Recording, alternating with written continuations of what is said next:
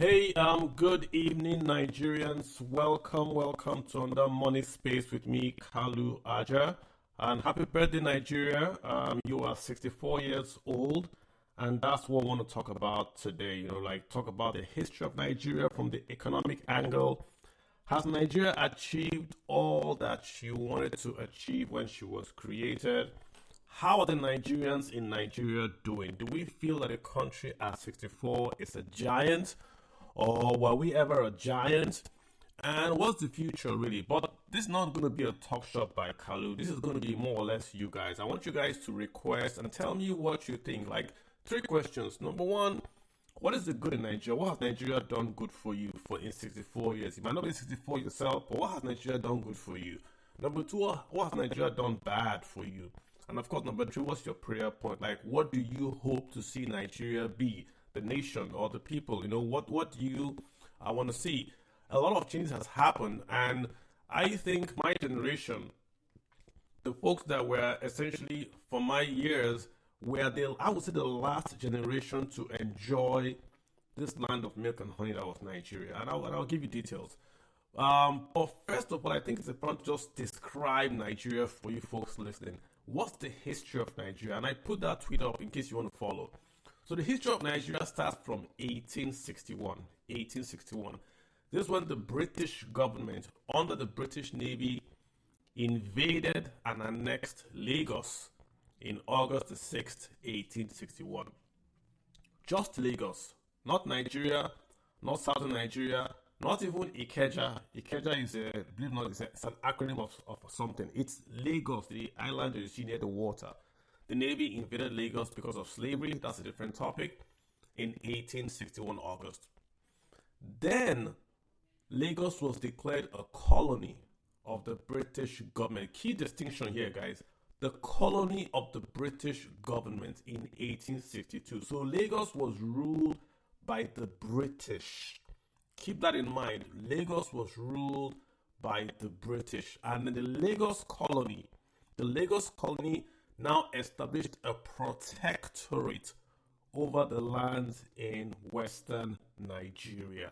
So you had the British government through the Navy take over Lagos and establish a protectorate over the land in the western region. But in the south of Nigeria, in Calabar, going up the River Niger, you had British private companies that came to Nigeria and set up business in Nigeria. So it was the British, it was the French, it was the Germans, all operating out of that River Niger. And the British came together and formed a company, and that company was to then go to the British government and ask the British government to give them the power to collect taxes, to rule, and to do business. So the Royal Niger Company, the UAC of today, was given a contract by the British government to colonize Nigeria through the River Niger. So Lagos was colonized by the British government, but Nigeria as a whole was colonized by the private sector. You had the UAC, which is an agglomeration of companies, the Unilever. The UAC you see today, that was one company. The British companies came together, formed the company, and they were given the power to govern Nigeria. So when you go to certain states in Nigeria, like Niger State, where you have Lokoja, or you go to other parts like in the far north, you see what they call district officers. Those were UAC managers. When they got to a town and there was no Nigeria, the UAC manager became the governor of that place. The GRA you see today if you look at the GRA, that was owned by the UAC Property Development Company. That was where the governors, quote unquote, or the administrators who were employees of UAC stayed and governed Nigeria. So the south of Nigeria was then formed as the Southern Protectorate in 1900.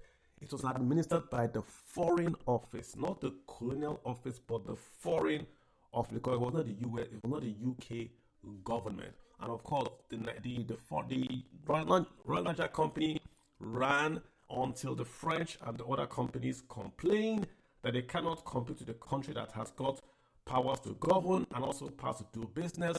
The British government took away the powers to tax from the UAC and gave that power only to the government, in which case UAC then lost its powers to govern and became a private company alone.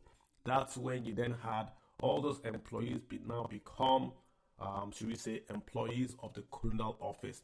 So the Lagos colony was then merged with the Protectorate and the Southern Protectorate in February 1906. This became known as the Colony and Protectorate of Southern Nigeria.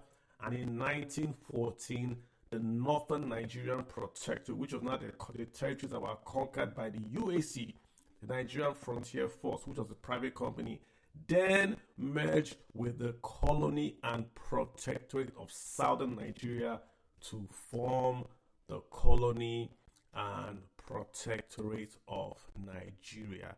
That's how Nigeria came to being, guys. We were a protectorate, we were a private SPV. Look at it that way. The British only took over Lagos, the territory of Echo. That's all they took over. The rest of Nigeria was bought by the British government from UAC. They literally gave UAC, I think it's about 400,000 pounds, was what they paid UAC to sell Nigeria back to the British government.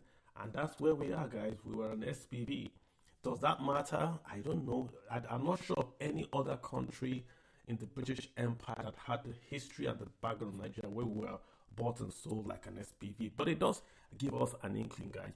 So let's go to today. I pulled up again and I showed on my Twitter space the GDP per capita and the GDP annual change for Nigeria from 1960 till 2020. I believe this one stops in 2022. If you look at that chart, the richest Nigerians have ever been from 1960 is in 2014 when we had a GDP per capita of 3,201. So 3,201 was our maximum ceiling as a Nigerian people. That's the highest we've ever earned per people, per person. Not GDP now, per person, 3,200. The poorest we've been, it's difficult to count that, but look at it this way. Look at that chart I showed on my Twitter handle. From 1960 all the way to about, I would say about the 1980, our GDP per capita did not go above $1,000. So from 1960 to about the year 1980, we had a GDP per capita below $1,000. The exact figure is $880. But from 1981, we then crossed that $1,000 mark, and our GDP went up all the way to $2,000. This is when we had the oil boom, and Nigerians became very, very rich. If you want to use that as a marker, so we've gone up to $2,000, and then we crashed back to earth. We crashed back to earth in 1993 and in 1999 before the military handed over. So we came back to having a GDP per capita of about 494. You could argue that because we had reached 2000 GDP, then 1999 would qualify as the year that Nigerians were the poorest ever. Again, this chart ends in 2022. It does not take into account what's happening right now in 2024. If I had to give you my honest assessment, I would say because the GDP of Nigeria has collapsed totally. When I mean collapsed, we've gone from being the largest economy in Africa to being the number 4 in Africa. Because that has happened, I suspect that if you plotted a GDP per capita today, this would be the period that Nigerians have been the poorest ever. I wanted to stop there, guys. I want to stop there so that we could have a discussion around the three things Nigeria has done for you. I've given you guys the history of Nigeria. I've given you guys the economic picture right now. We were richest in 2014. We were poorest in, say, 1999. Let me give you my own top three that Nigeria has done for me that you guys can request for the mic or send a DM and I can read that. You know, like I said, I was a last generation to enjoy Nigeria. I went to university, and every year my annual tuition to go to a federal university was 110 naira. So I paid for the 4 years in university about less than 500 naira for tuition. Clearly, that was a subsidy. Also on accommodation, I paid 110 naira. So every year I pay 110 for accommodation, 110 for tuition in a federal university. Unbelievable. And it wasn't that the naira was strong or naira was weak. That was just the cost. That was just the cost. I was in university when we had the first ever ASU strike, and we lost a year. But that was the cost. And back then, people were complaining that things were hard. So I enjoyed that free education from Nigeria. That was one thing I think my generation were the last, one of my generation, 5 years after me, 5 years before me, we enjoyed that. The people that came before me, even though got better, they were buying food with 50 kobo voucher. You tear a ticket, go to the canteen, and you're able to buy food and all that. I didn't enjoy that, but I got the free education from Nigeria, and that's one thing I enjoyed. What Nigeria has done bad in my and when I was growing up as a Nigerian, Nigeria was a nation that helped South Africa get out of apartheid. There was a particular instance, I think it was the Commonwealth Games in Edinburgh, I think. I want to tell you how powerful Nigeria was. Two stories.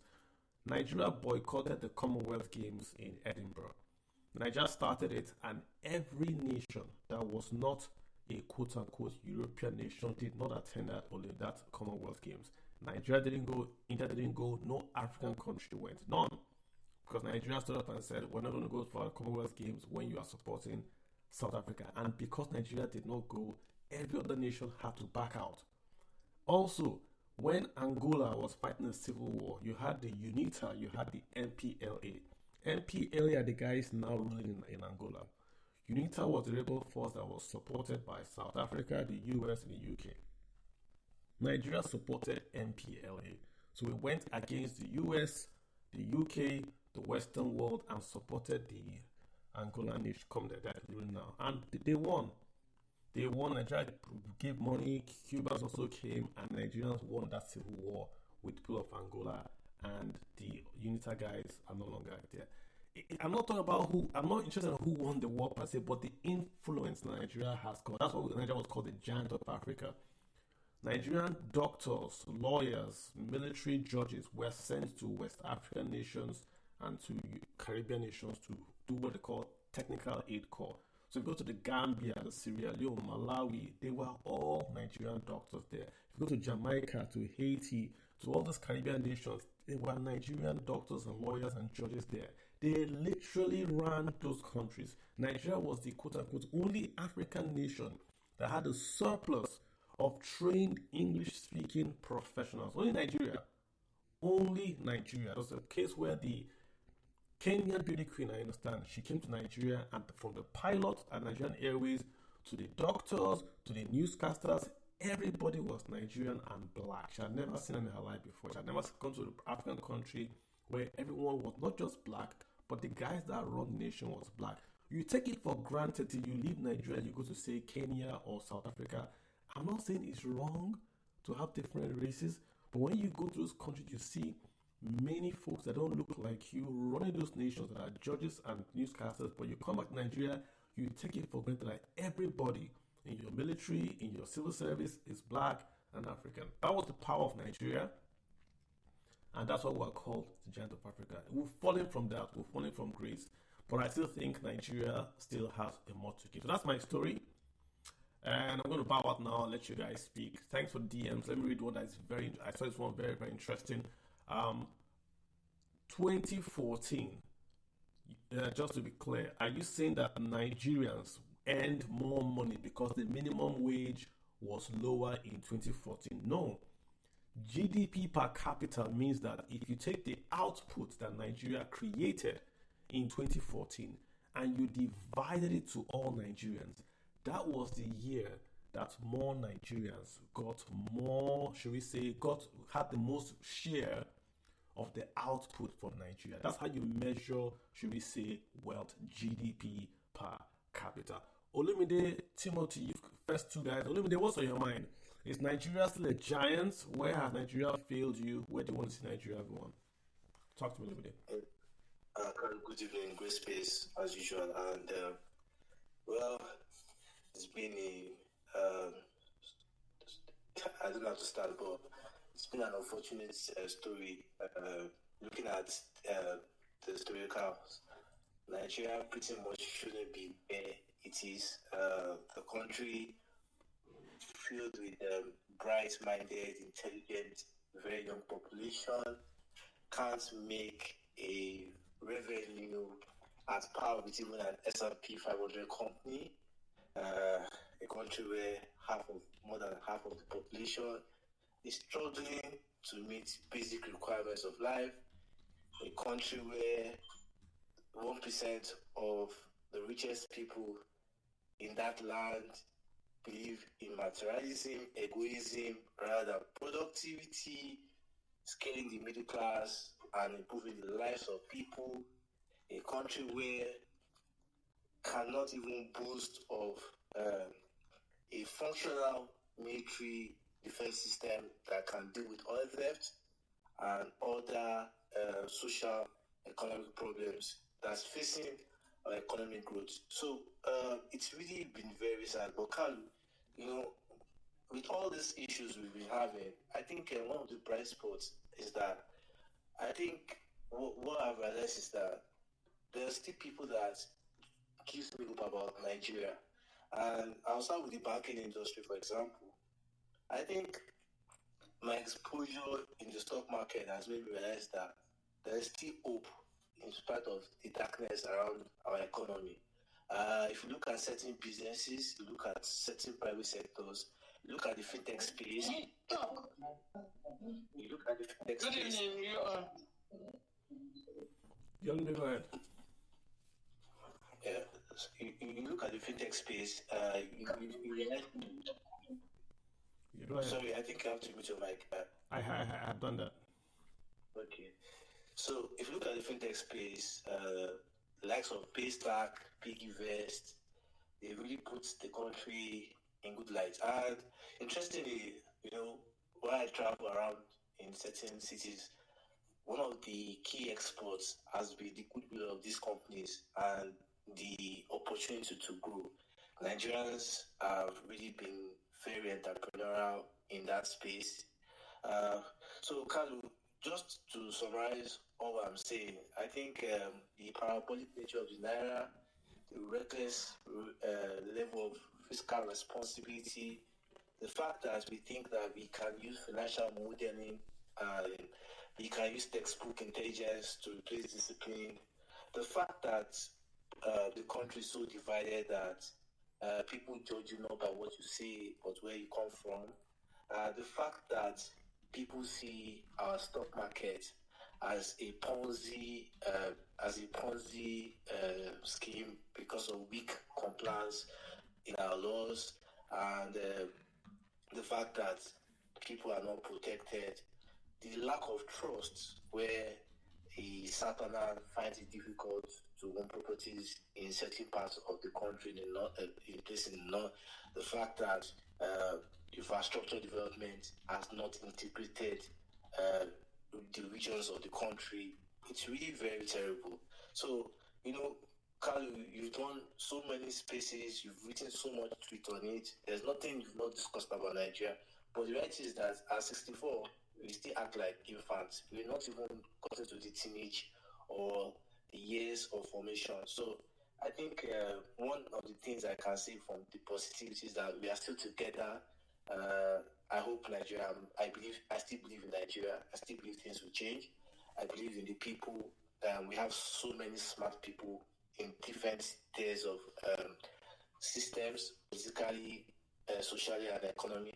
And also, like I said, our banking sector has shown that having competent and bright-minded people can really make a difference. In the manufacturing, in the cultural side, music, for example, interestingly, music has been a good export in the last 2 decades. But Carl, I think you did a wonderful space on how the West has been capturing that revenue. So Nigeria has not really been able to make so much from the likes of Davido, Wizkid, Bona, Shake, despite the fact that these are good exports.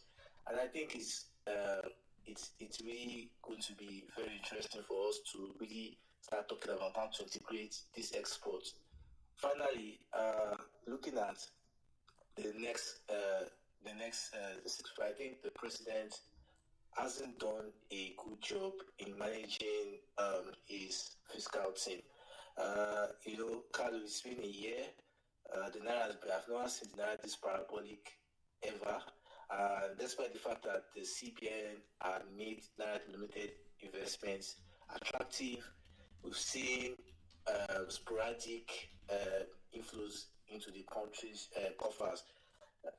People argue that our revenue has increased almost to $40 billion, but the reality is that most of these are causing from debts from multinational agencies, and the recent World Bank support over the past months has also elevated in those. So it's not really a material gain. Finally, I think we need to look inward and start talking constructively. Carlo, the space has become something else, particularly a space of conversation. Look at social media, look at the mainstream media. Economic conversations are now sidelined. Now it's all about skit making, it's about having fun, it's about sexual issues, it's about, and no country can build itself that way. Even the Americans, they give space for economic thinkers, they give space for the parameters to grow the economy. We can't grow our economy this way. So if conversations like that become the headline at Nigeria at 64, what are we saying when Nigeria gets 200 years old? So let me ask you, if Nigeria was a stock on an exchange, is Nigeria going to be a penny stock, an emerging stock, a blue chip? Is it going to be a blue chip that has fallen, it's now a value stock that we can invest in? If you had to term Nigeria in that light, how would you classify the Nigerian stock? Nigerian stock could be like Tingo, that have been delisted because the fact that because honestly, because it cannot even be a penny stock. I'll tell you. You see, the parameters of having been listed on the market is that you meet certain requirements like compliance, earnings. We don't release results when due. Our laws are not compliant. You look at the management team, for example. You have one side, for example. If you look at the banks, for example, you cannot have a functional system when the treasury is not performing, the audit is performing, the loan section is not performing. It's scattered. Yes. So you can't even classify that. Very siloed. Very siloed. Exactly. So I think it's really been very, very tough for selling. It's really very tough for the media selling, like particularly people like us that feel that there's still light out of the tunnel. How do you tell foreign investors that a country of 200 million people cannot have an annual revenue of at least $50 billion a year? How do you explain that, Carl? How do you explain to people that half of the population cannot cater for social economic needs? It's really And when you say delisted, that was, I didn't expect that. I thought you would say maybe penny stock. But if you look at like you said, the criteria, Nigeria would have been a value stock, rising in the small cap, now in medium cap, approaching high cap, and then suddenly started to go down. Management was changed, and then the CFO ran off with the money. Then someone came in and sold the assets.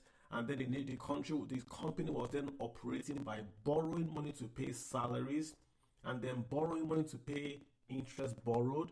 And then the staff were now fighting themselves. Marketing was fighting sales.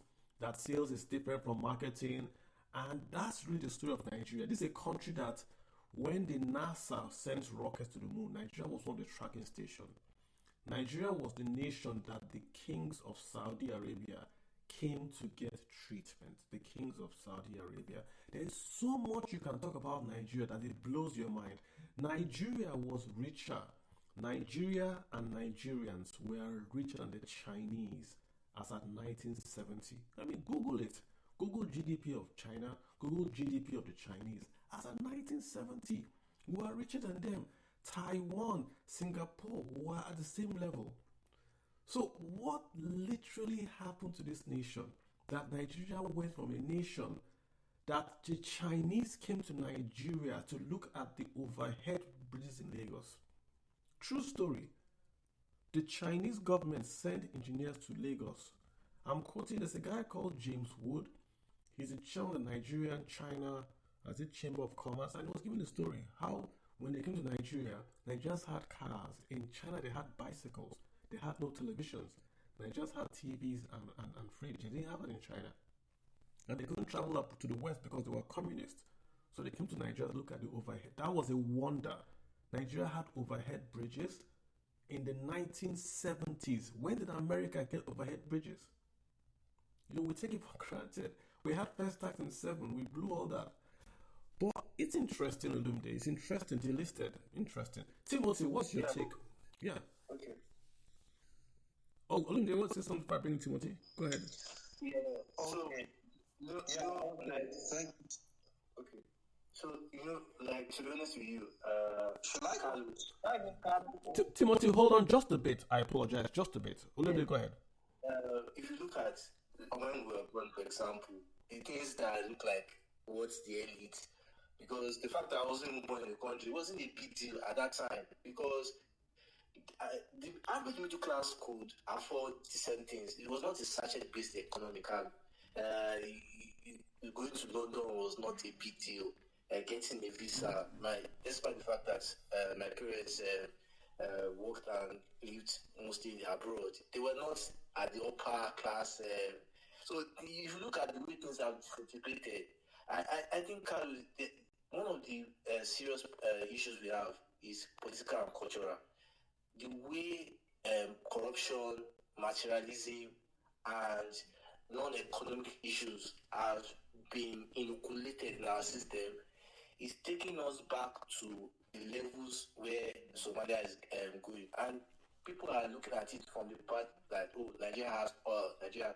We are already finished culturally. You can look at what we talk about, look at what we spend money on, look at what we invest money on, even among the elite. If you look at the Americans, I was telling my friends, there's still this ideology campaign. There's still this business intention. There's still this investment intention. In Nigeria, it's not there. What is the elite thinking of? Private jets, crypto bodies, meme coins, buy properties. These are things. These are things that you hear in the times of the Bible. What nations are thinking about is defense systems, artificial intelligence investment, building pathways to boost level of economic development. So we're not having these discussions. So how do you look at that projection? And the people that even try to hedge by staying abroad, it takes you at least 60, 70 years for you to even be part of the system. If you look at the richest people in the world, even the second generation, it took them a lot of, and you have to. It takes a lot to break into circles. Whether you work in Morgan Stanley, Bank of America, breaking into circles as a black immigrant is not so easy. So I think we need to look at things inwardly and face the honest truth that we are deceiving ourselves. Whether I've been elite, middle class, low class, we are saying things that babies in global finance are not discussing about. We really need to talk about how to take the poverty, endemic poverty rate to a level that can boost economic growth. Until then, I think we are joking.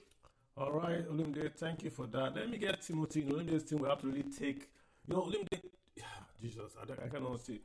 Delisted, Nigeria will be delisted if it was a stock. Timothy, what's your take?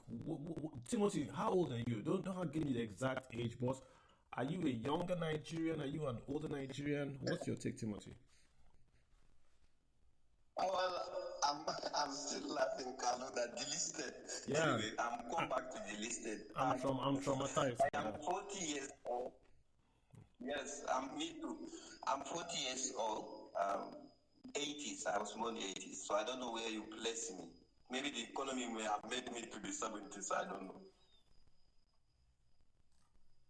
Yeah, go ahead. So what's your take on Nigeria? I mean, like we asked three specific questions. What has Nigeria done good for you? What has Nigeria done bad for you? And what do you want to see Nigeria do for in the future? Okay, so let me start with the good. The good is that despite all these challenges, Nigeria are resilient. We are still moving. Things are still going. And we are very much hopeful that things will be better. That's the positive part of it. And I'm glad that you're just sharing that in 70s, countries like China don't even, have to come to Nigeria to look for some certain things that, probably they don't have as of that time. So to me, is there's good, and the good aspect of it is we are still growing stronger, stronger, and stronger. What is the bad? You see, Carlo, the bigger problem is that, Nigeria as a country are not paying attention into the economic situation in general. For instance, you will see that so many things are happening and nobody is paying attention on actually making them right. But rather everybody is having an escape route to get out of the situation and just put itself in a position that will be very much more better for him or for her. But the direction I'm looking at is not this. I'm looking at statistic, for example. If you look at our population, maybe by 2024, as of ending this year, we are somewhere around 200 million. If you check carefully, you will see that 50% to 55% are youths. And if you check carefully, you will see even less than 15 years are the ones taking majority of the population size.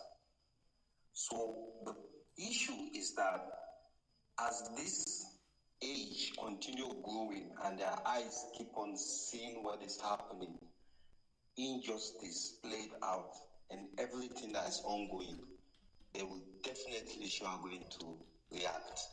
So it's not about where we are now, it's about where are we going to go, because you see the system keep on recycling itself, and you see even people keep on graduating from school and then with no jobs.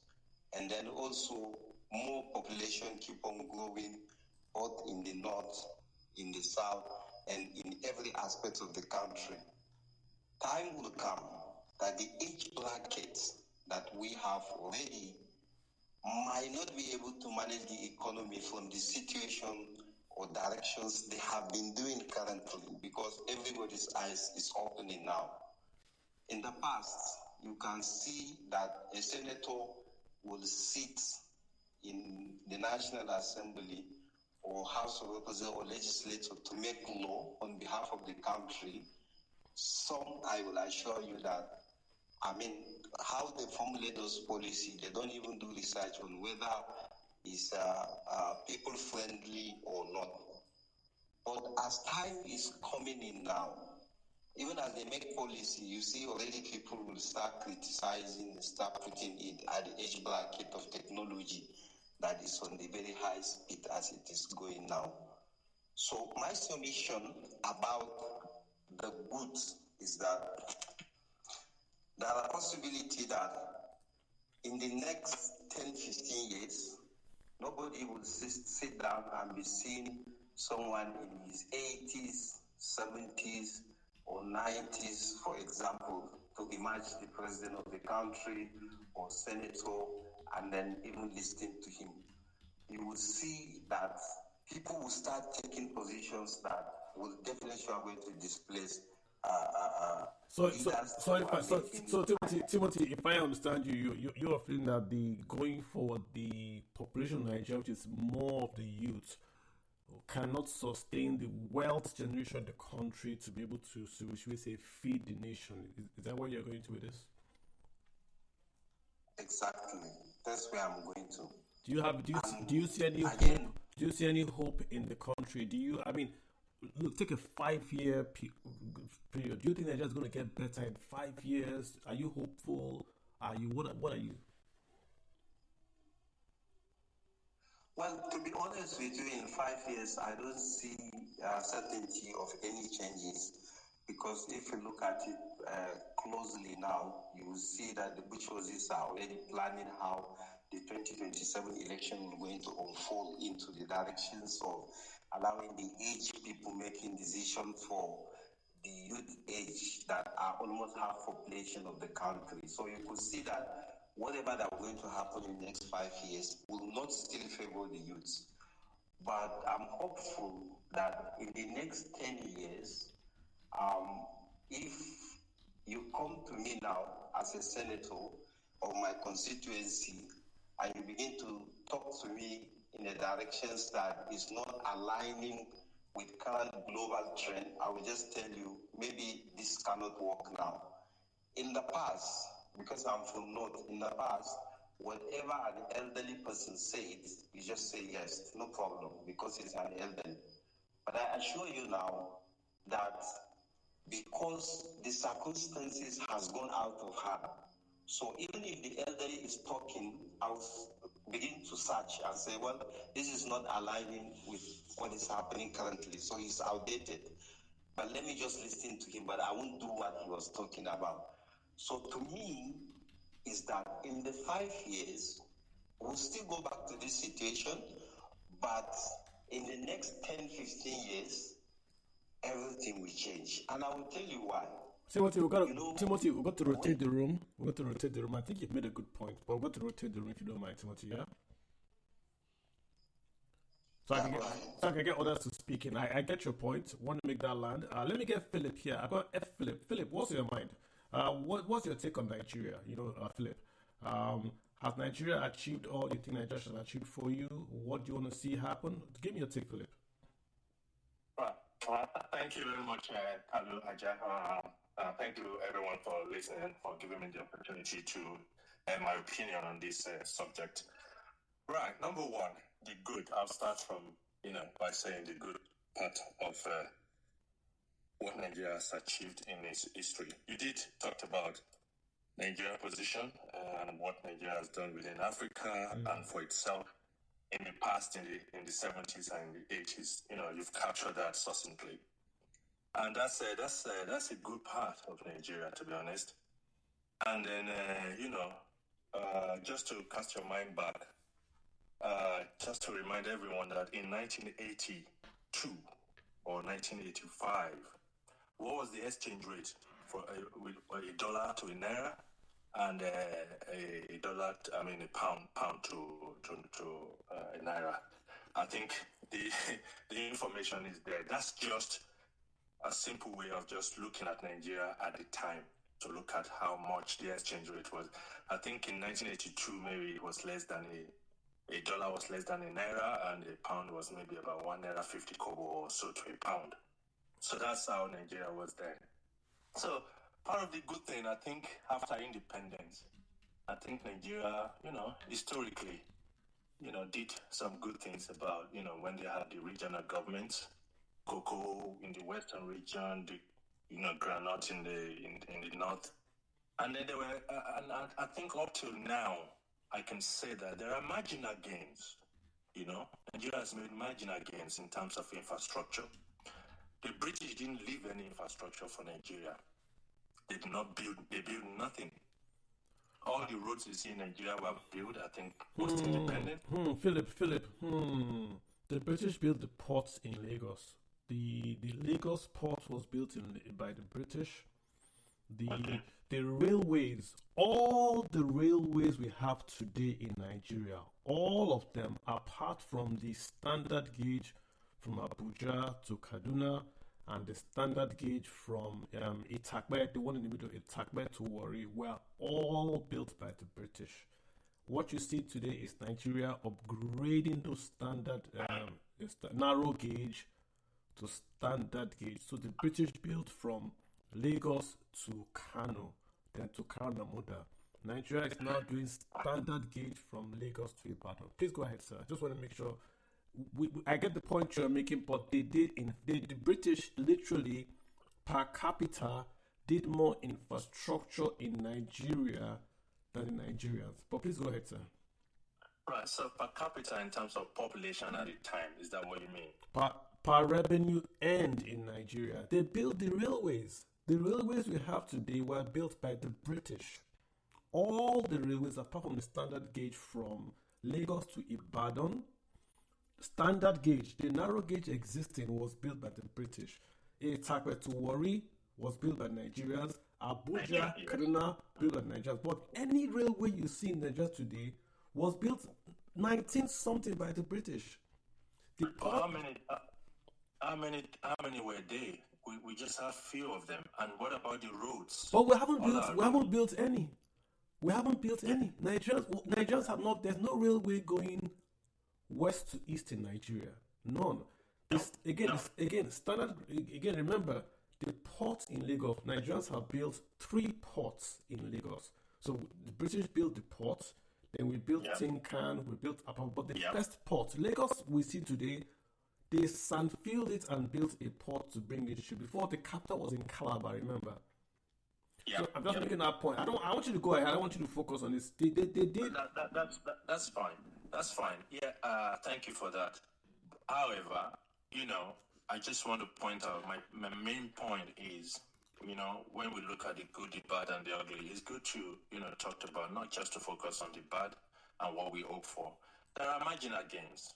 There are marginal gains in terms of infrastructure. We've done. The military era, they did some roads, that's all about it. And then develop some towns, some cities, build them up a little bit, and that's all about it. Even in the 1980s, as you may be aware, there were pipe-borne waters in some parts of Nigeria where you can open tap in your houses, in your homes, and you have, pipe-borne water running, and the water corporations were working as they should in some parts of Nigeria, not in every part of Nigeria.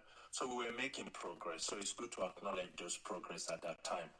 But what happened? And that is where the bad comes in. The bad comes in because all of those, little progress and marginal gains that we started making were then, stopped because of bad politics. And this is where the bad comes in. And so the bad side is really about building a nation. And it's a collective. And I am part of it. And we are all part of it. We've not sat down to really ask ourselves, what kind of nation do we want to build or do we want to live in? Nations are built and are built purposefully by thinkers, by people. But what we have done in Nigeria, especially men, I have said it, that men build their societies. Men are the leaders. They are the ones at the forefront of leading and championing and building societies. I kept saying this, that Nigerian men, collectively, all of us, we have not built our nation. We haven't. And this is where this is the bad side of it. We've not collectively come together. We talked about intelligence. We talked about being brilliant. We talked about being a giant. How come that intelligent people have not successfully built a nation? We excel everywhere in the world we go, in America, everywhere. Nigerians are brilliant individually. But people that are intelligent use their intelligence to solve problems. They come together to solve problems. How come 200 and something million people, we can't find men who are selfless, who can come together and do something and build a nation? Philip, I agree with you on that point that there's some personal responsibility there. But what would you really say to the Nigerian today that Nigeria has gotten in my lifetime 3 oil boom. So we've gotten the first oil boom when we had the Israeli war in 1973. We got the Gulf War boom We even got the boom of recent when we had the 2005 and all that. What have we done with those oil booms? Do you think we've done enough with that oil boom? Is it a personal responsibility? Should we blame the government? Should we blame the citizens? Just in one sentence, who do you blame for where we are today? Who do you blame for not having a road in front of my house? My house is run by the local government, not the state or the federal. Who do I blame for not having a good road in front of my house? Blame the collective. Because there's no government anywhere. Government is not an abstract. We're all involved. Because what are we doing? Everyone is looking at individual solutions to collective societal problems. As long as I am fine, Kalu can go to places. It doesn't matter. If I have a house, does it make sense that somebody build a very big mansion and then you have to, I have policeman, I have security in my gate. If no matter what happens to Kalu in his house, I don't care. He can, he can be robbed, anything can happen to him. That's fine as long as I'm okay. So it's a collective. We talk about Nigeria as if government is an abstract. It's a reflection. People in power are a reflection of their society. They're not aliens. From time to time, what I've seen over time, you see people criticizing today, talking about government, but give them an opportunity to go in there. They'll do exactly the same thing like people who are their predecessors. All right. This has been the story of Nigeria. Philip, I hear you completely, but I think you made your point. Completely, I hear you. Completely, I agree. It's an open forum. Let me cycle some folks in here. Let me get Nick. Hey, Philip, thanks. Can I just say the hopeful, Kalu?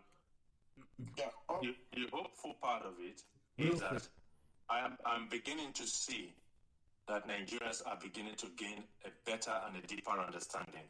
And I'm beginning to see individuals are coming up right now and are engaging, and I can see that group of people who are called to save Nigeria will soon rise up and save the country.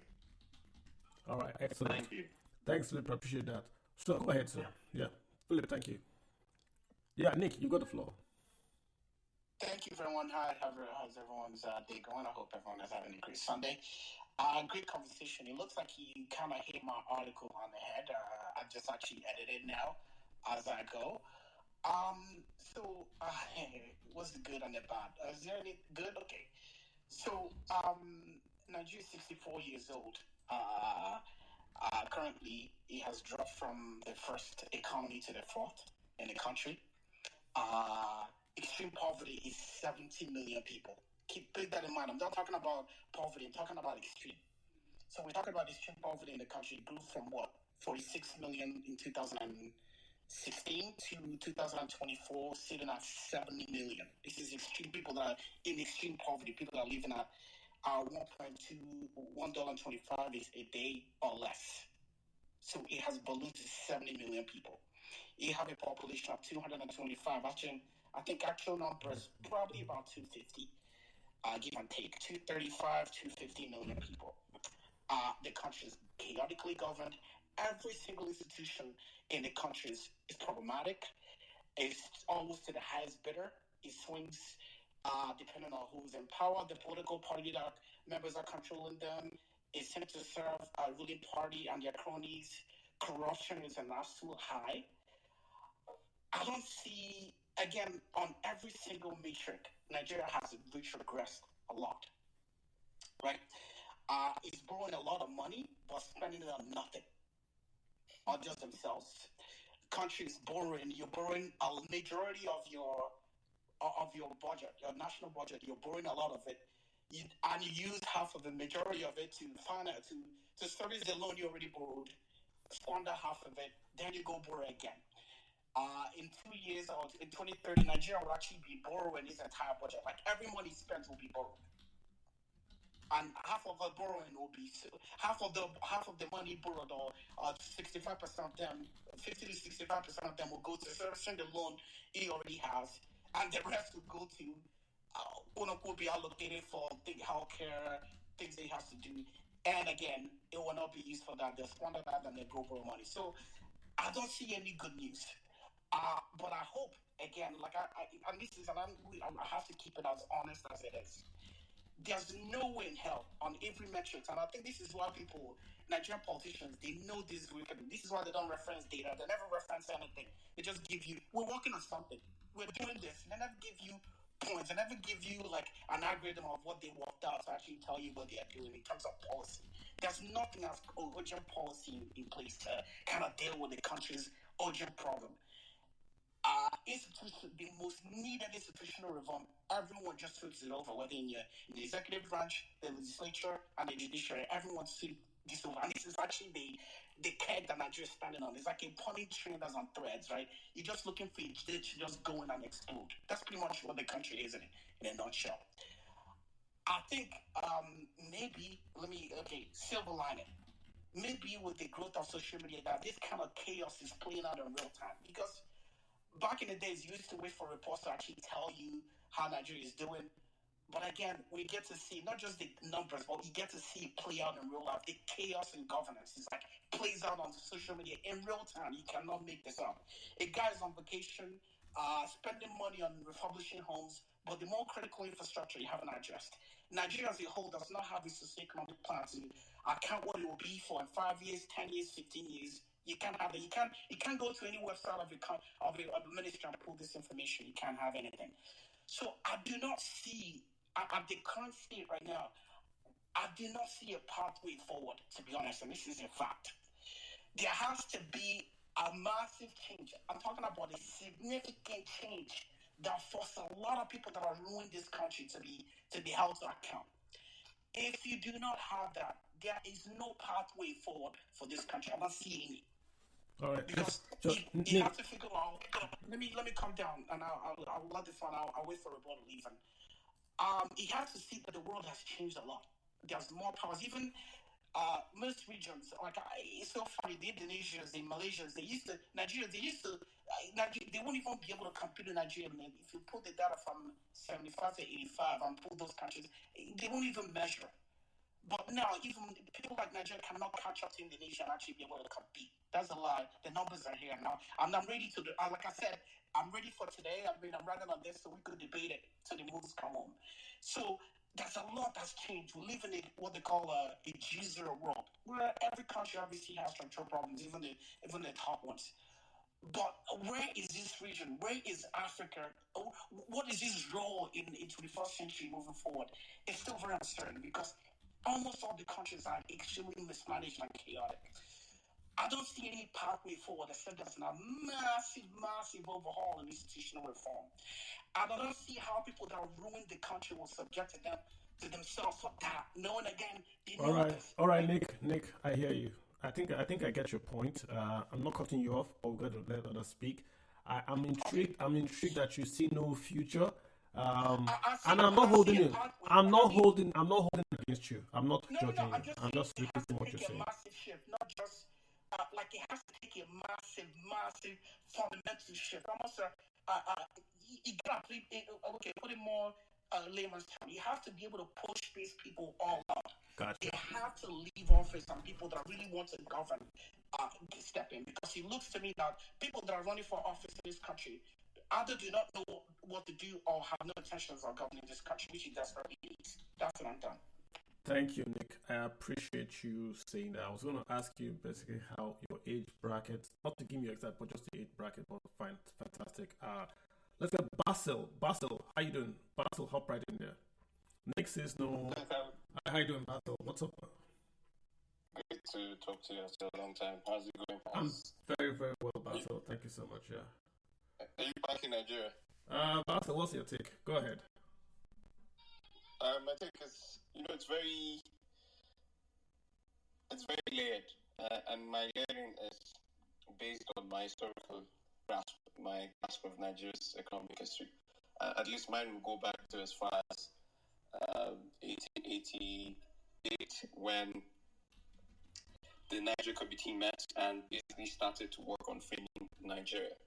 And my understanding of that framing, and I've written a lot about it actually, if I'm not mistaken. I've also had social audio sessions where I explained that particular document, that Niger Committee report, and what it entailed, the kind of people that were there, they're thinking about Nigeria. it's your classic colonial project where extraction had to happen.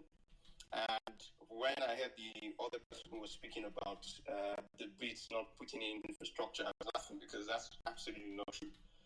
Over 80% of the rail infrastructure that we have were built by the Brits, largely because of this extraction. As you know, of course, the logic behind the Port Harcourt Railway, for instance, as well as the building at the port in Port Harcourt, was to convey the coal deposits from Enugu. And as we know, coal deposits from Enugu were pivotal in winning the World War II. A lot of people don't know that. The tin deposits in Jos were also, I wouldn't really overrate the role of Nigerian resources, but they played a role, and they're mentioned in a lot of textual history sources. No doubt about that. But my explanation for the extractive modes of which infrastructure was built, of which government was built, we have to go back in history to be able to see a lot of that. If I explain, and most development scholars that are conversant in Nigeria, if you explain to them what Nigeria is, or if you ask them to explain to them what the Nigerian state of economy is, they will tell you it's largely an economy that is, hinged by extractive institutions. The political institutions are very extractive.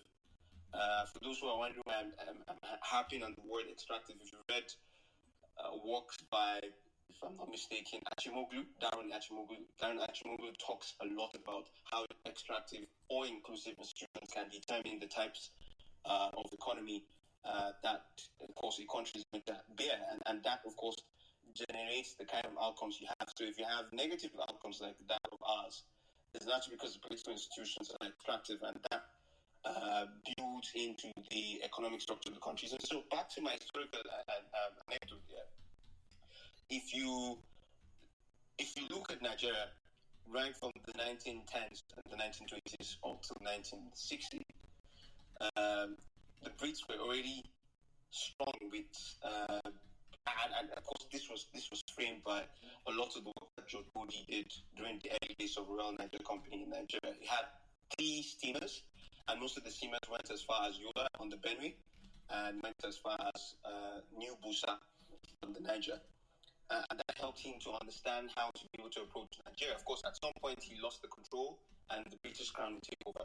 But what I'm trying to explain is that the extractive structure, the infrastructure and the governance, and I think another example to tell you how extractive governance was the reason or the rationale behind the amalgamation was nothing but an accounting decision.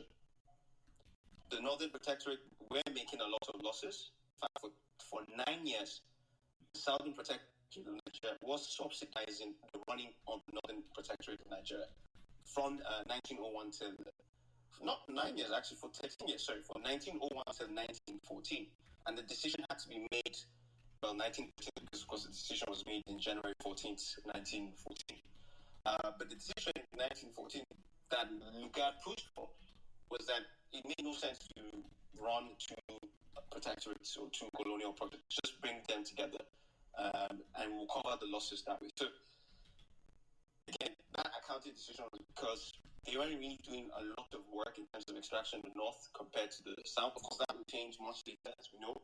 At some point in the 1930s, a lot of the groundnut exports to the north were pivotal in terms of the fiscal legroom of running the colonial Nigeria. So now, I go into 1960 and 1970, and I'm trying to regurgitate the point of one of the earlier speakers, where he said we did not have thinkers when framing Nigeria, compared to, of course, say, Singapore, or compared to even America. The American project, because as we all know, after the revolution, had a lot of thinkers who have written a lot of works. You can go back and retrace and reframe, and American political society is basically a nostalgic project based on the writings of this great man during the revolution. So you can see the role of thinking in terms of nation building. We lost that in the 1960s. There were some positives from Tafawa Balewa in terms of how we negotiated for the Kainji Dam to be built and a number of other projects, but we generally lost that. And the reason why we lost that was because we continued the British colonial project, which was just extraction. I'll give you some data that helps you contextualize what I'm trying to say. Nigeria's railway infrastructure stock is about 4,333 kilometers. 3,300 kilometers of that were built by the built by the Brits, if I'm not mistaken. 950 kilometers were built by the Nigerian government, and most of them very recent. The standard gauge rails that we have seen from Warri to Itakpe, the Kaduna to Abuja rail line, the metro in Abuja, the metro in Lagos. That's about it. For road infrastructure, we have just 60,000 kilometers out of what's nearly 240,000 kilometers that are tarred. So you have a situation where close to 70% of your road infrastructure is untarred, or basically not in good shape whatsoever. I can go on and on and on, but I want to crunch everything I'm saying back into the next 2 minutes. The next 1 minute, please. Basil, we might not have the time, but I wanted to take you up on this, right? When you say, let's go back to the Nigeria in 1960 with Lugard as the premier of all the Nigeria, we had a law then that the states, so you had, say, Lagos State, for instance, was where the ports were. Lagos, Port Harcourt, where the ports were. Then you had the northern Nigeria. They owned the groundnut. So when northern Nigeria sells groundnuts, the groundnut revenue, 70% goes to the north. About 13% goes to the center. So when the north exports groundnuts, Lagos State, not Southern Protectorate, Lagos State, Lagos region, the western region, retain the excise duties at the port. Not the, at the port, like also a competition of the economy, right? So in effect, the North was only doing quote unquote badly because the southern states were retaining the revenues from the export. The way this nation was set up, the southern states simply took over from the British and retained the revenue on export, so that a Kano state exporting maize will pay Lagos State to export the maize. But in reality, if you go back before those laws were passed, the north of Nigeria was making more revenues in dollar terms for Nigeria. I think you're mistaken a bit. What I said, the anecdote that I used of the Northern Protectorate being subsidized for 10 to 14 years was between 1901 to 1914. And remember, immediately after I finished it, I said, but in the 1930s, the Northern Protectorate played a pivotal role in funding a lot of infrastructure projects. A lot of people don't know this, but groundnut revenues were responsible largely for building the port in Lagos. So yeah, you're right. Okay, great. Just want to make that point that great. So the North was subsidized because it just came into the Union. But once they came into the Union, they then supported the South again. Okay, fine. If you could run on the next 1 minute, I'd love that. Don't forget the invasion of Northern Nigeria was only completed in 1903 when the then Sultan Tahir the First had to leave.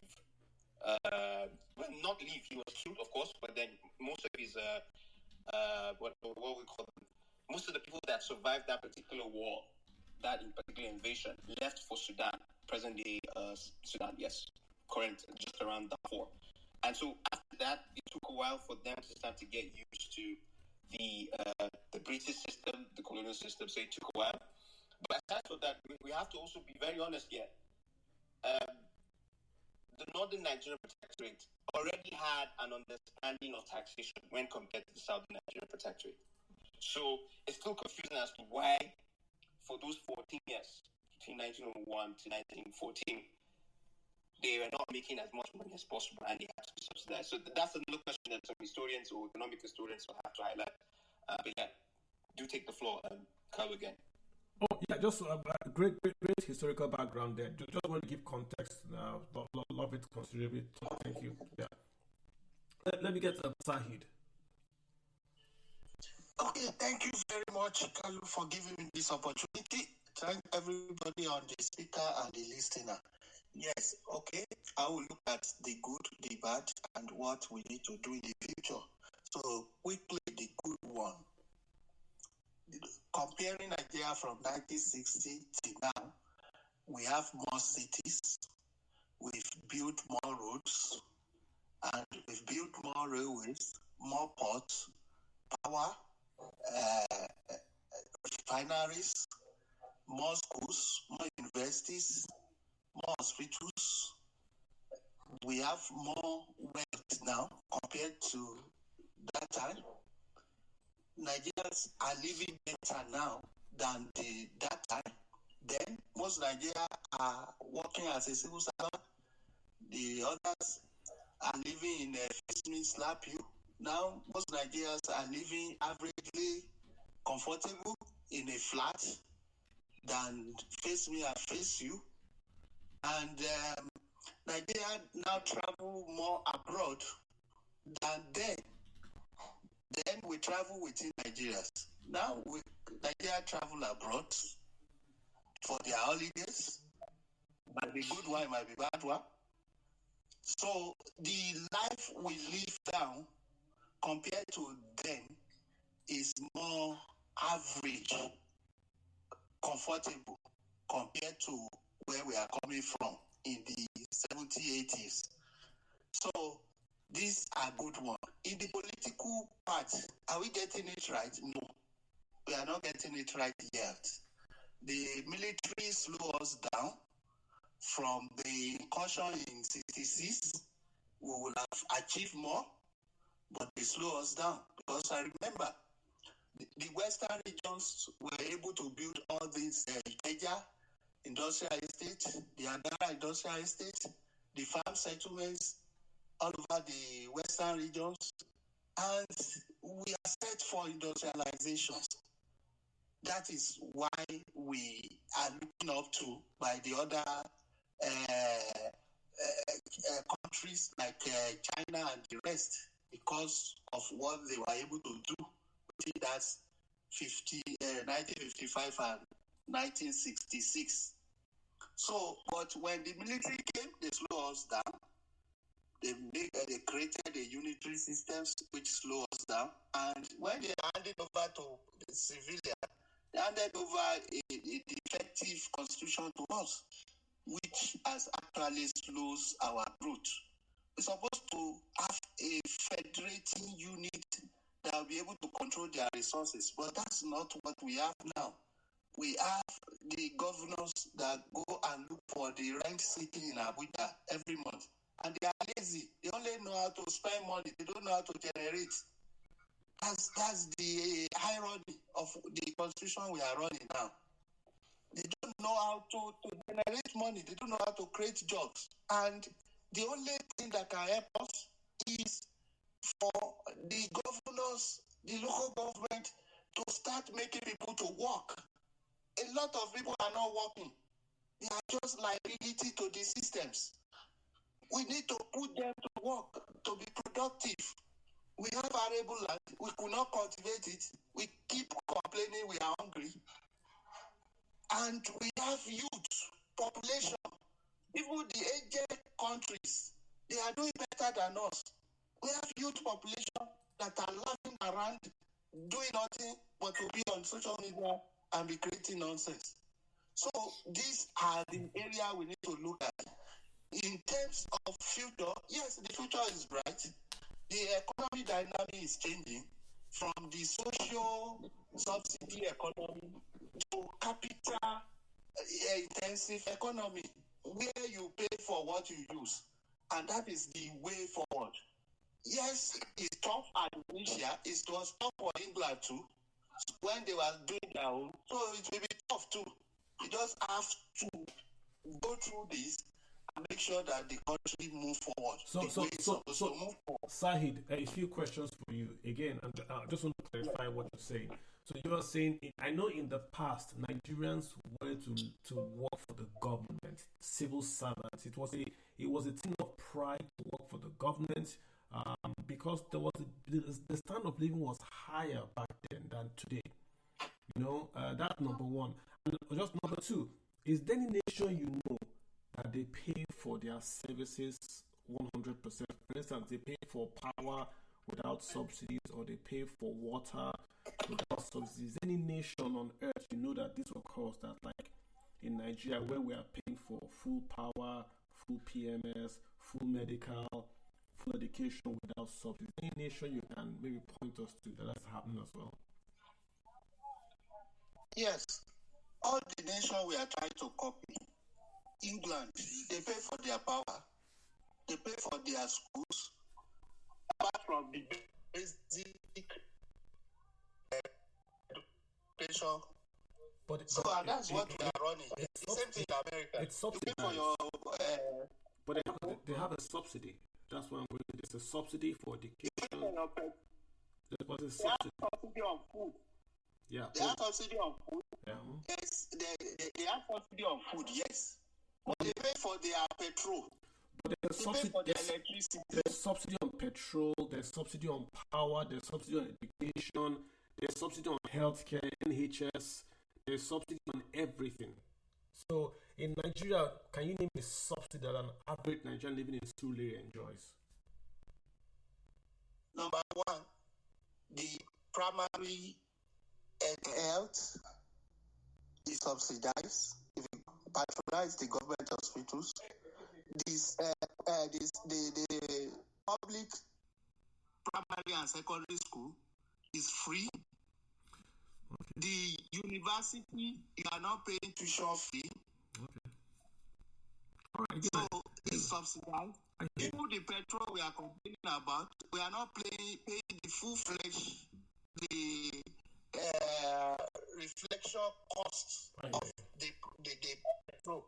All right, so it's something that even the electricity that we are paying, it's only Band A that are paying the cost effective. The others are paying the subsidized rates. I hear you. No problem. I hear you. Just want to get that in there. All right, thanks, Sahid. I appreciate you making those 3 points in order. I do appreciate it. Let me get Alien X. Sahid, thanks so much. Alien X, you got the floor. Yeah, thank you. Carlo, did you agree to that? Or you were just it's an opinion. I just want to make him speak. Okay. I just wanted to say, I heard one of the speakers, that's why I even came up, say that there's no hope. For me, there's hope. There's hope for Nigerians, but our major issue is leadership. And I can show you the data. From 1999 to 2014, Nigeria sustained the growth of, I think, 6.73%, 16 years straight. And then, in fact, till 2014, we were the largest economy in Africa. 568 billion. That was what. Sir, my background is noisy. Yeah, Elia, let me get you. Fix that background. Come back to me. Your audio is popping, and then you got noise. Fix it and come back to me. Then request. Okay. Let me get Igbalo did the farmer. Igbalo did the farm executive. How you doing, sir? Please go ahead. Farm executive. Yeah, thank you, Carlo. How are you doing? Yeah, I'm good. I think I did not even pick the name. There was somebody talking about Nigerians not actually solving the problem. Yeah, I actually agree with the person. And honestly speaking, I believe strongly that one of the fastest way to just make things work out in this country is through having right leadership. That being said, I think Nigerians as a whole, each of us individual has a fundamental problem. We should stop because how come we have been having so many governors, so many political appointees? How come we do not have a single person that we can vividly say? When I'm talking about a single person, I mean even let's start picking the states from the southeast, from the north, from the southwest. How come we do not have a single exceptional person? And for me, I've come to realize that it is our general fundamental problems. And that is why things... And if you look at few individuals that are willing to do things differently, people start calling them all kind of names. Oh, he does not... don't even get him involved because he's not going to allow you to do this. He's not going to allow... But we have been so used to the wrong ways of doing things, and you see, religion and tribe again is contributing to all of this. And sometimes I ask people, okay, this person that is making life difficult for everybody, virtue of his post, and you keep on defending and you keep on saying, oh, because it's done. Are you getting different aside one the people others are getting? No, we are all messed up with the way the country is being run. And if at all we want to have it, and I've been saying this severally, I think people are not paying attention to it. We are colonized not as individuals. I think psychologically too, we are colonized. Because I've never seen Nigerians discussing solving problem in peculiarity with our identity, with who we are, with tribes and everything. And we cannot continue. For me, this is just my opinion. I don't think we can continue like this and expect any significant change when the whole 36 governor of the Federation on a monthly basis always expecting something coming from Abuja every month. And you see, when you give people, even a mad person, when you give them too much of money, you see them continue to react in a different way because actually they do not work for this money. And let me just give you one typical example of what just happened. We saw what happened in Rivers State. And should I say the whole Rivers State people, because the governor decided that, oh, everybody have to vote for APP or what? And look at what happened there. And except we are politically exposed to see that, yeah, we all need to get involved. Because directly or indirectly, I used to make this joke. The fact that you come from Nigeria, I would say your standard of living a very good life has been reduced by 30%. Naturally, the fact that you come from this country, naturally. Then you battling what you are supposed to face again as an individual. I can tell you about 3 to 5 farmers that I knew, actually met them on Twitter, that we started, let me say, from the beginning. I saw them, they were also looking for land, they were like, oh, they need to buy. If you see these guys now, imagine a single farmer having a single tractor worth almost 300 million. And when I asked him, how are you able to get these machines? Once I'm able to provide banks with necessary documents, they give me machines, I have to work. And some of them even pay through their farm produce. But unfortunately, most of these things do not happen in Nigeria, and you continue to wonder, is this how we want to even... And another problem we are facing now. People normally say it's a lie. If you look at the rates at which I'll call them finance brain. You see guys doing fine, doing great, making money in Nigeria. No matter the amount of money they are making, you see them still having plan B or want to go out of the country. I know a friend that has turnover of over 1 billion naira in Nigeria. He has left. His business collapsed now. He said he's not even coming. But every time I said, guy, can you just manage this business together? I said, see, guy, I've come to realize that it is not that I really need big money. Yeah, let me ask you. I live comfortably.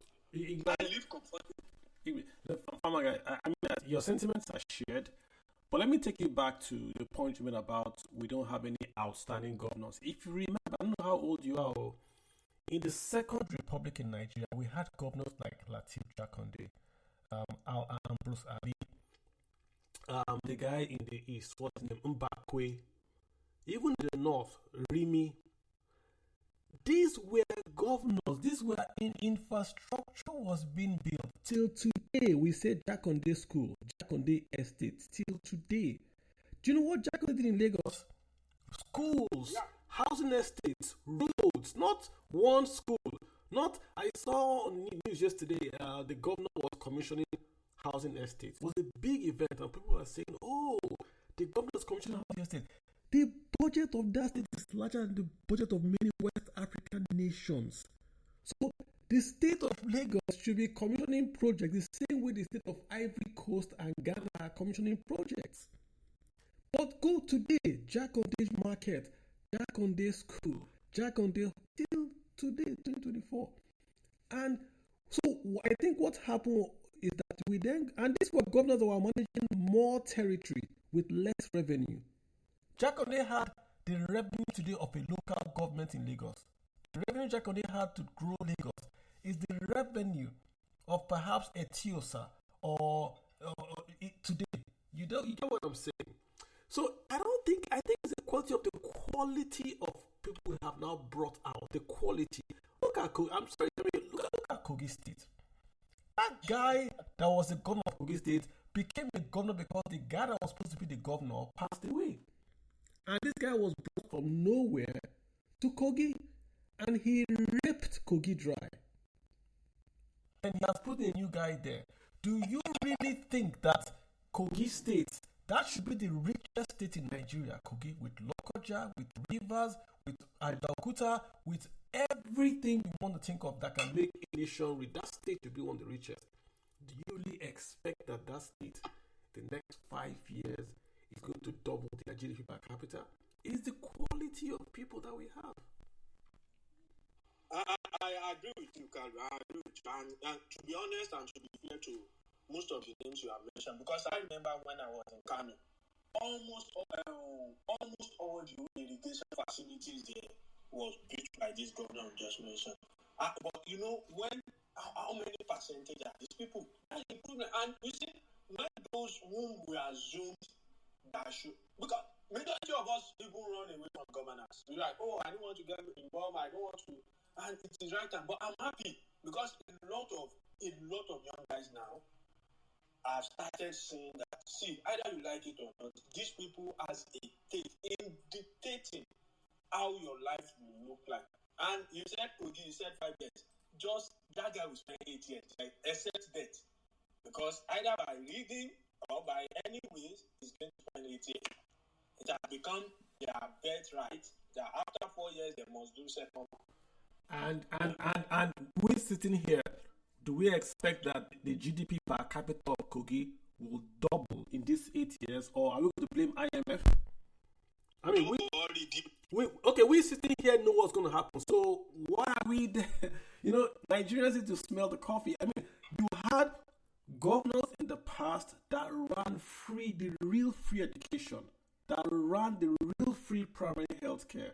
I used to watch Professor Luke Ransome-Kuti on TV, do TV shows, a minister teaching women in Yoruba how to wash their hands, how to feed the babies, how to do IRC, this salt and pepper something. The minister on TV, teaching primary health care.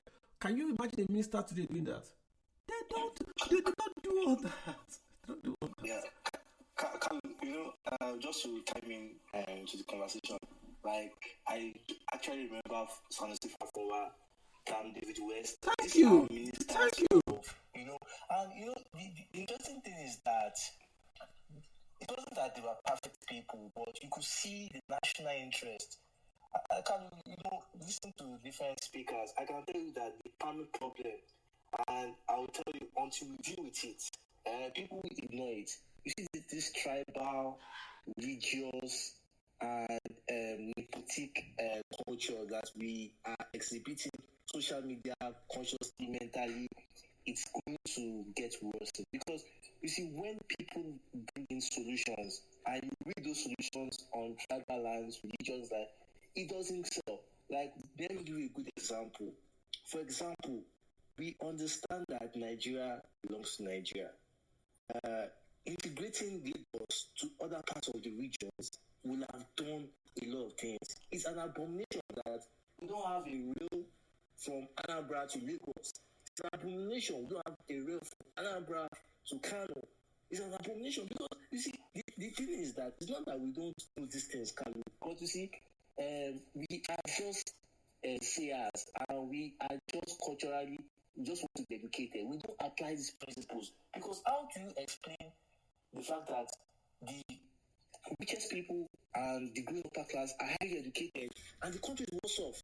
Because when the founding fathers founded Nigeria, they built the principle on education, trade, and productivity.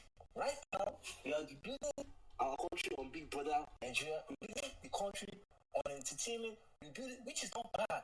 But the problem is that these industries cannot cater for the large population.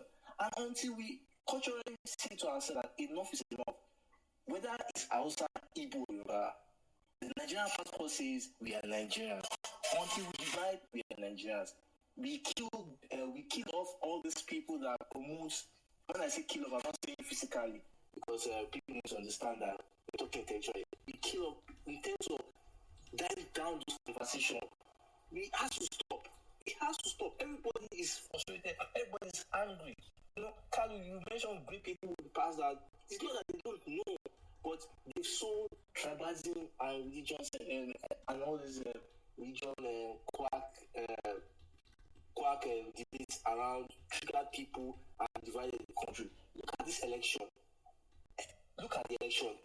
Even at the president's region, it was divided across the three candidates. Article 1 Osun, Obi 1 Lagos. Even among Yorubas, it's not well with the president. If you look at the East also, the East voted for President Obasanjo in 1999. So the people selling this tribal, they just enjoy the country being eaten. And they are demonic in let me address that tribal thing. I think it's really economic. The day I joined social media, maybe 2008, 2007, there was tribal strife back then. There were bigotry back then. The difference then and now is that there are more educated people doing this quote-unquote bigotry.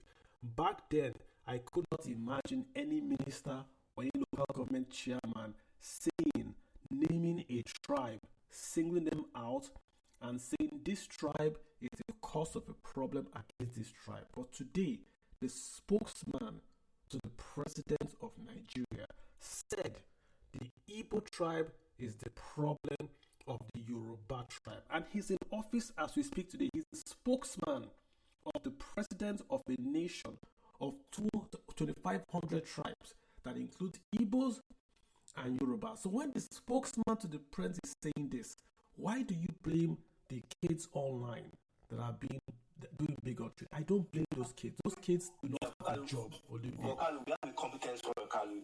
Look at the fact that the president has to read hope, faith as FDIs. You know, so you can't really, you see the competence problem. We know what they are doing now, but we know what they are doing. The presidency, and I'm naming names so they will not say I'm going to speak directly. President Tinubu has won with 35% of the vote. The political calculation is this: if you stretch the tribes, if you separate the Igbo from the Yoruba, especially in Lagos, then when you go for re-election, you are able to win, because by the election, it will be Yoruba should vote for APC and Igbo should vote for Labour. That's the political calculation that they decided to say we want to quote unquote start Nigeria tribally to win a second term. The problem is this. That's what they're doing. The problem is this, right? When you go to FPI, we're talking now to the reality. Remittances are not done by Yorubas or Igbos or Hausas. They are done by Nigerians. If a Nigerian feels that the president can retain a gentleman in office that has said that the Igbos have the problem of Nigeria, why should he do remittances? That's why you see that young guy came here and said he sees no future. I don't blame the kids online that are saying bigotry. See, do you know a kid online said, I will resume my bigotry. I don't know what they were fighting about, but he said he wanted to do peace, and they rebuffed his peace effort. So in his own mouth, he said, I will resume my bigotry from next week. To them, it's a game. The same way I yab Arsenal people, that's the same way they're yabbing Igbos and Yorubas. Yeah, they don't know what they are doing. I don't blame them. Exactly. But two don't make it right. And I get what you're saying. And that's why I feel the president really needs to unify the country. Because we can't solve economic issues if we don't solve this tribal division and all this fanaticism growing. 65% 64 years. Yes. 64 years, we have come back. This is a nation. Nigeria went to South Africa and kicked out apartheid. Nigeria went to even the Commonwealth and kicked out racism. Nigeria has been to Lebanon, to the Congo, to Sierra Leone, to Liberia to kick out rebels and to ensure peace. Then in this same Nigeria, the president of Nigeria, Bola Ahmed Tinubu, has a spokesman working for him that said, and I quote, "I have no apology for any tribal comments I made, that the Igbos of Nigeria are the problem of the Yorubas in Nigeria." He still has a job today. When a spokesman of a president says that, and the president, he said it before he was appointed, and the president appointed him and retained him, then what you are saying, you are telling the young men and women of Nigeria that they should go ahead and do bigotry. And of course, they will do it. Why would they do it? The young learn from the old. So if you want to stop bigotry, you don't tell children on online, stop abusing yourselves. That's nonsense. The president has got to calm down and say, no. When you come and say, oh, he was misquoted, go off ramp. Stop it. Because right now, Togo, small Togo, would invade Nigeria, and one part of Nigeria will say, we don't care. Go and fight Togo. That's why you see this nonsense happening in Nigeria. Bandits are there. Nobody cares. It's their country. The people don't understand that the fish you eat in the south is from Borno. If Nigeria was a peaceful country, the gold in Zamfara and Kebbi would have been mined, would have been used to strengthen the Naira. We would take gold from Zamfara, from Kebbi, from Osun, mint it, take it to CBN, and the value of the Naira will rise. But nobody cares. The stuff in Borno in Zamfara it's not bandits. They are looking after the gold. But Southerners don't care. Who did you vote for? Go and sort it out. They've divided the country. NSA yesterday said the country was safe. Nobody's clapping. The NSA, nobody's, because we are divided. A divided nation can never progress. Or you are blaming that a divided nation can never progress, Olumide. It's just that. Yeah, and Carlo, just briefly, I think that is what I've been saying to the public, that, you see, one of the gains of President Obasanjo was not really because he brought in geniuses or competent people in his economy. The fact was that the country was largely unified. In fact, the Yorubas didn't vote for Obasanjo, if you remember. It was primarily the North and the Southeasterners. The Southeasterners even chose Obasanjo ahead of Ojukwu. So it tells you that the country was more unified. But I understand where you're going. And it's sad that even at the political elite, the division is. But like you said, there's a gain they're looking for, which probably might be induced.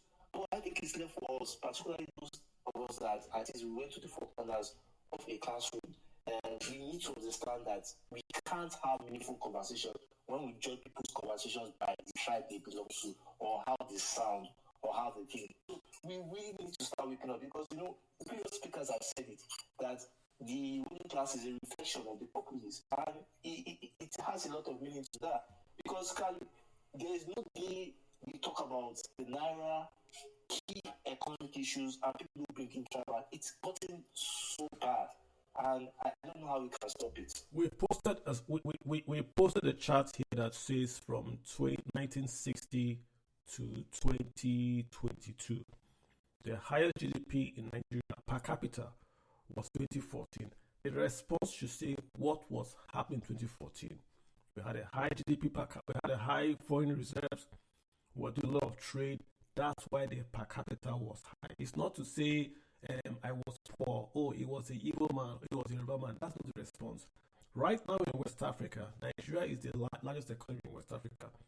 The French West African nations are trying to introduce a currency to be used as the reserve currency in West Africa. If they introduce that currency, what you will see is that the Naira will become a second-class currency.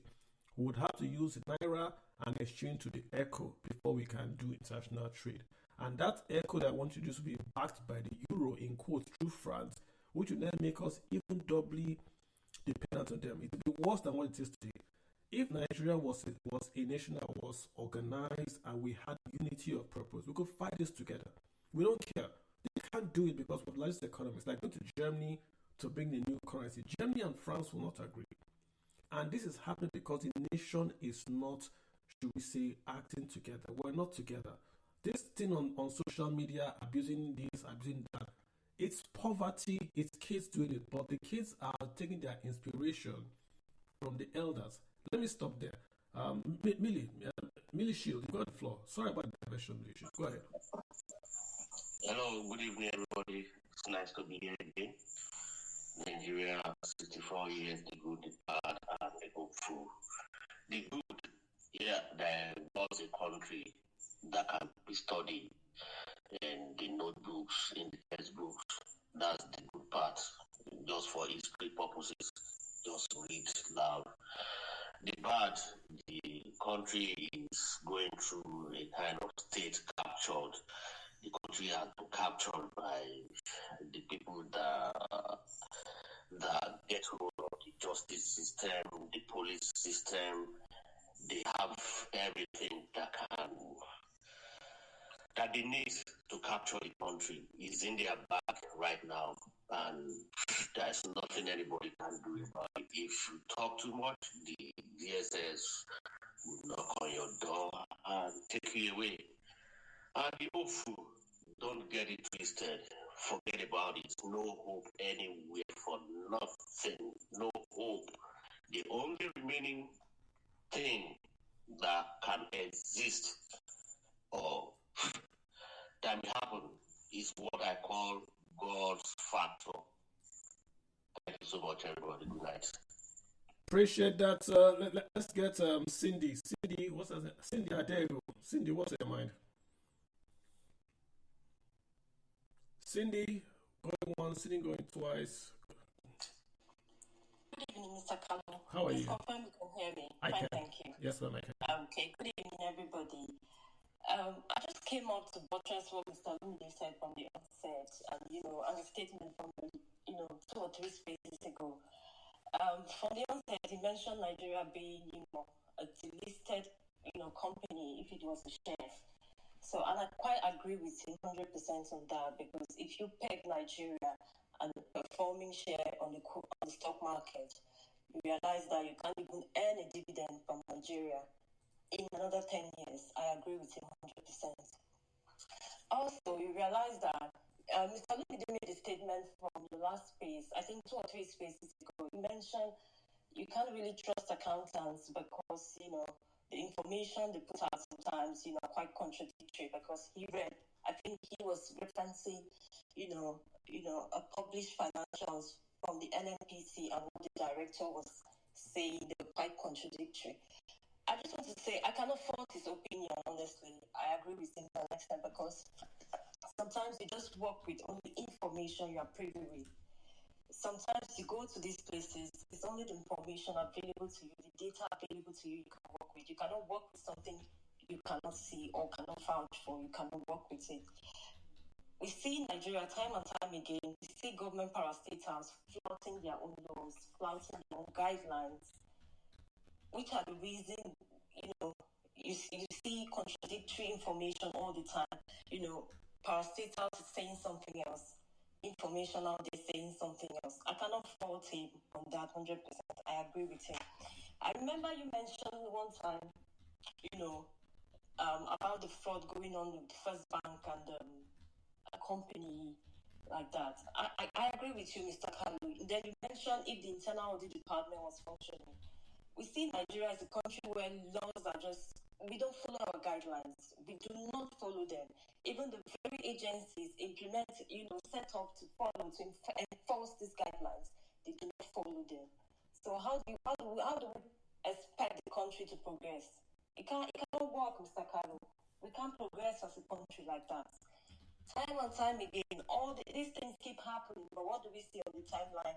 Currently going on the timeline is which tribe has the best suit.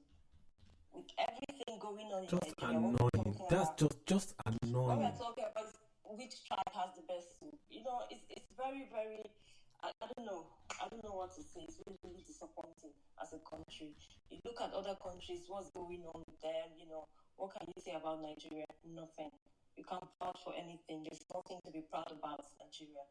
Just look at the timeline. Look at what we are engaged in every day as a people. But what you have nothing to be proud about for Nigeria from 1960 till 2024? Nothing strikes you that we can hold on to that to build on? I would say to you, like from like the 1960s to the let's say to like the 90s. I don't know if most of the things available are only on paper because we were not there, we were not born around that time to know what some people enjoyed. So I cannot vouch for those periods. I can only say, okay, I read it on paper, it was there. Some people say they enjoyed it, some said they did not. Some have never enjoyed anything. So I cannot, give 100% opinion that it was better or it wasn't. So, but from time, looking back history, if you go back, you see that what's happening now, it's been happening before, but it's been amplified because I think the presence of social media is talked about even more. So I don't know where we are heading to as a country. I got you. All right, no worries. Let's get Akin in here. Cynthia, thank you so much. Take yourself in London. Yeah, Akin, you've got the floor. Thank you. Thank you. So can you please confirm you can hear me? I can, sir. Go ahead. Okay, so I want to, first of all, I want to say some of the things I will say will be incredibly unpopular and will probably not make a lot of people Akin, what do you ever say that is popular, Akin? Okay, so I would say when we talk about the people that we have in the National Assembly and changing the people that we have in National Assembly and whatnot, I think that project is a project of 200 years, 250 years. It's not a project that is going to be done in 50 years. Not a project that will be done in 60 years or even 100 years. And before people will come here and say, this is a pessimistic take, look at other countries. Look at India. India is a big democracy. You have a significant chunk of the lower house that are involved in one corruption charge or the other. So it is something that is going to take a century. And unfortunately for Nigeria, we do not have the privilege of time, largely because of climate change and largely because of things that are going on in the world today. So in the next 20 to 30 years, there will be a lot of things that will change in our environment for the worse. This is not scaremongering. This is not God forbid. It is already baked in. We can see it already even with rainfall patterns and whatnot. Look at this year. We had July, August in a lot of Nigeria where rain did not fall at all. Even September too, barely fell.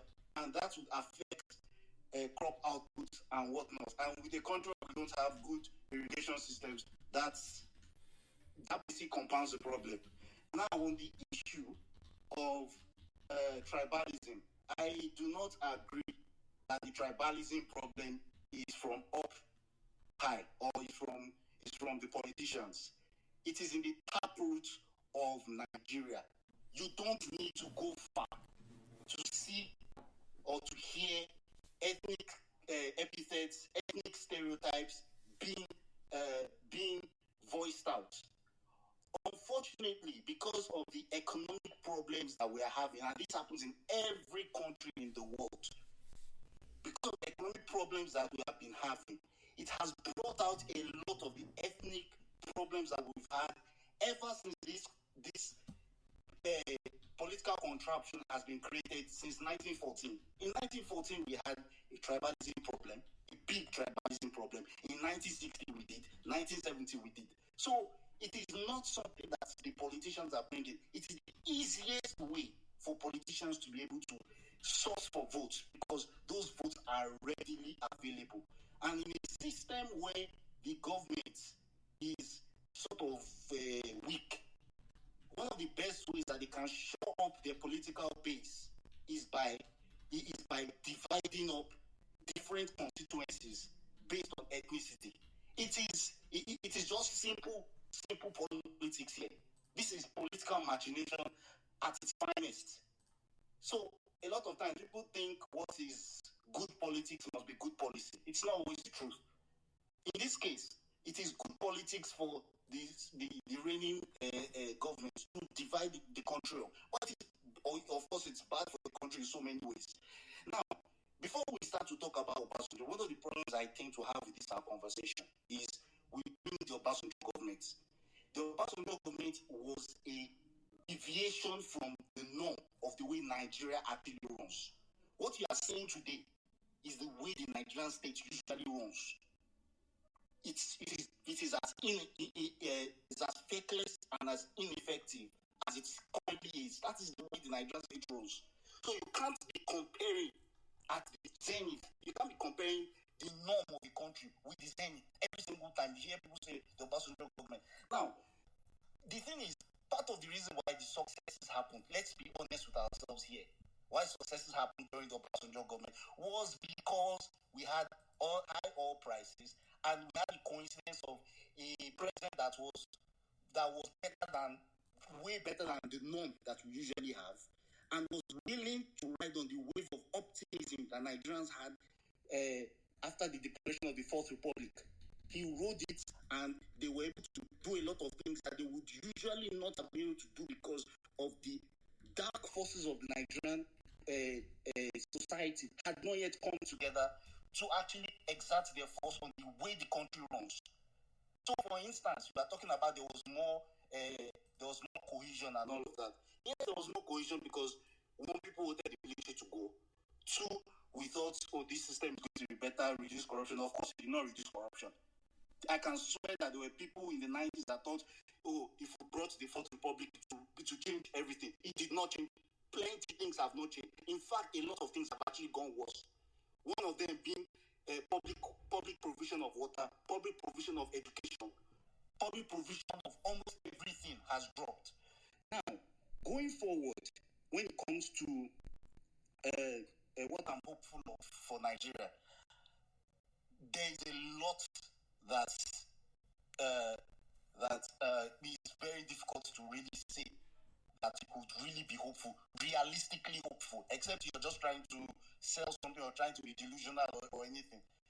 But what I feel, if I had to, and I'm really grasping at straws at this point. It's not as if I'm that hopeful of the future, but I think I can just point to a few things, particularly the rise of technology industry in Nigeria that has become a big and a growing sector of our economy.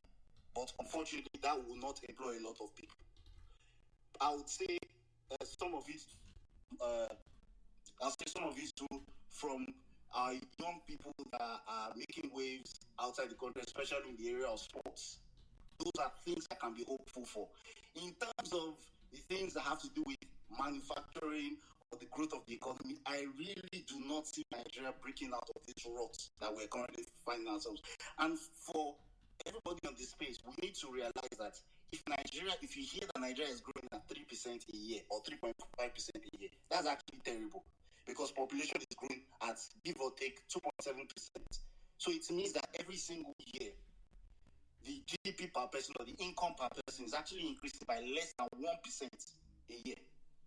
So if Nigeria continues to grow at 3.5% with all the headwinds that we're facing from climate, from the geopolitical problems that are gathering around the clouds, which could increase inflation even higher than the current days, I think Nigeria is really in for a lot. And unfortunately, and I always keep on saying, I would always advocate. I think last week I advocated for it, and I've advocated for it in the past.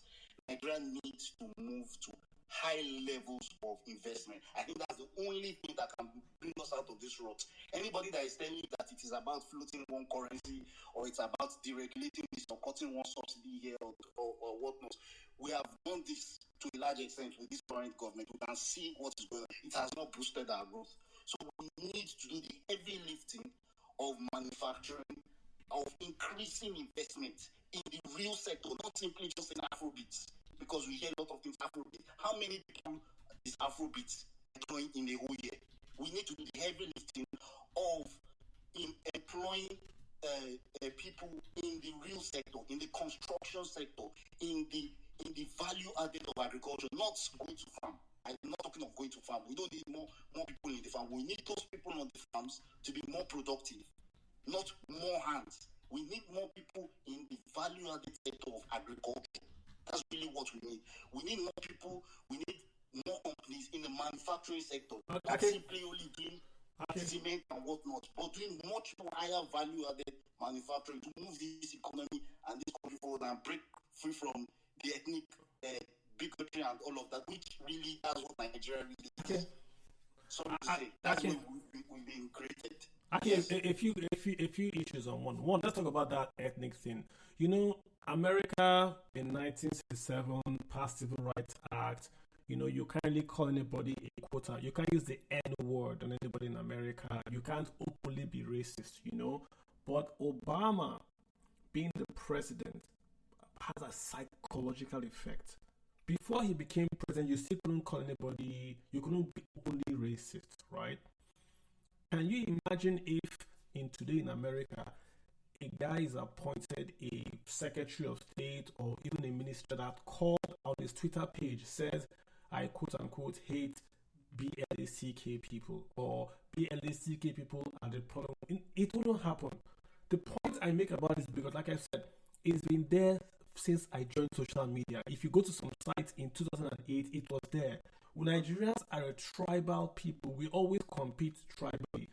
But we have never, and I could challenge me, we have never had a member of government or any minister or anybody as close to the president come out and make a statement, not using code words, using direct words, mentioning two tribes, calling one tribe the problem of, not of the people, though. He says one entire tribe is the problem of the other tribe. We've never in the history of Nigeria. They use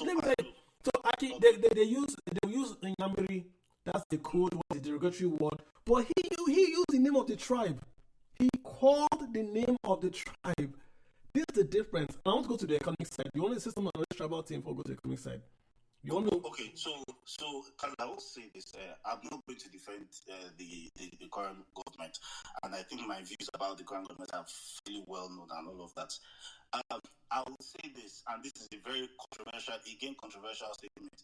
But unfortunately, if you look to the sweep of Nigerian history, the unifying institution of Nigeria has been the military. Once you've had civilians in government, they've always found ways of dividing the country based on ethnicity. Okay. If you look at the Second Republic, during the elections went haywire. We're just unfortunate. It's just unfortunate. It's just that we're lucky at the beginning of the Fourth Republic that we do not have these types of openly ethnic appeals. I hear you. Let's go to the economic side. I hear you completely. Let's go to, you said Obasanjo succeeded because he had high oil prices. I've posted the oil. Okay, I've posted the oil prices on my TL, so anybody can just look at my last post now. When Obasanjo paid the FX debt of Nigeria, it was the same oil price, about let's say average 74, 75, that Buhari had. The same average price that Buhari had. The difference, and Tinubu is making more. Tinubu's oil price is about 80.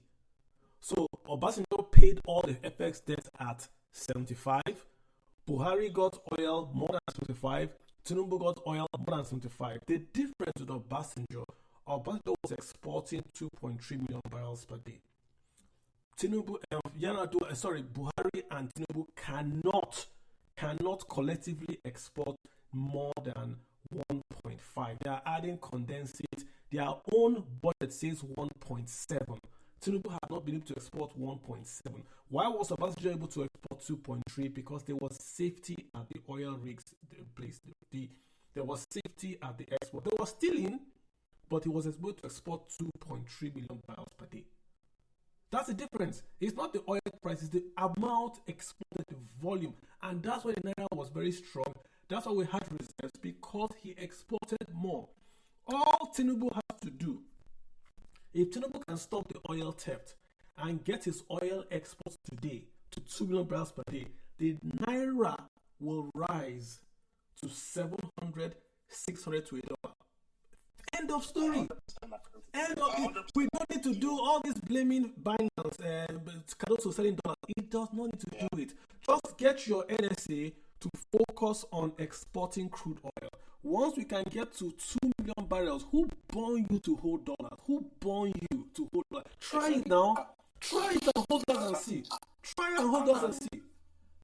President Obama wasn't buying Escali. He didn't buy a new private jet of $100 million.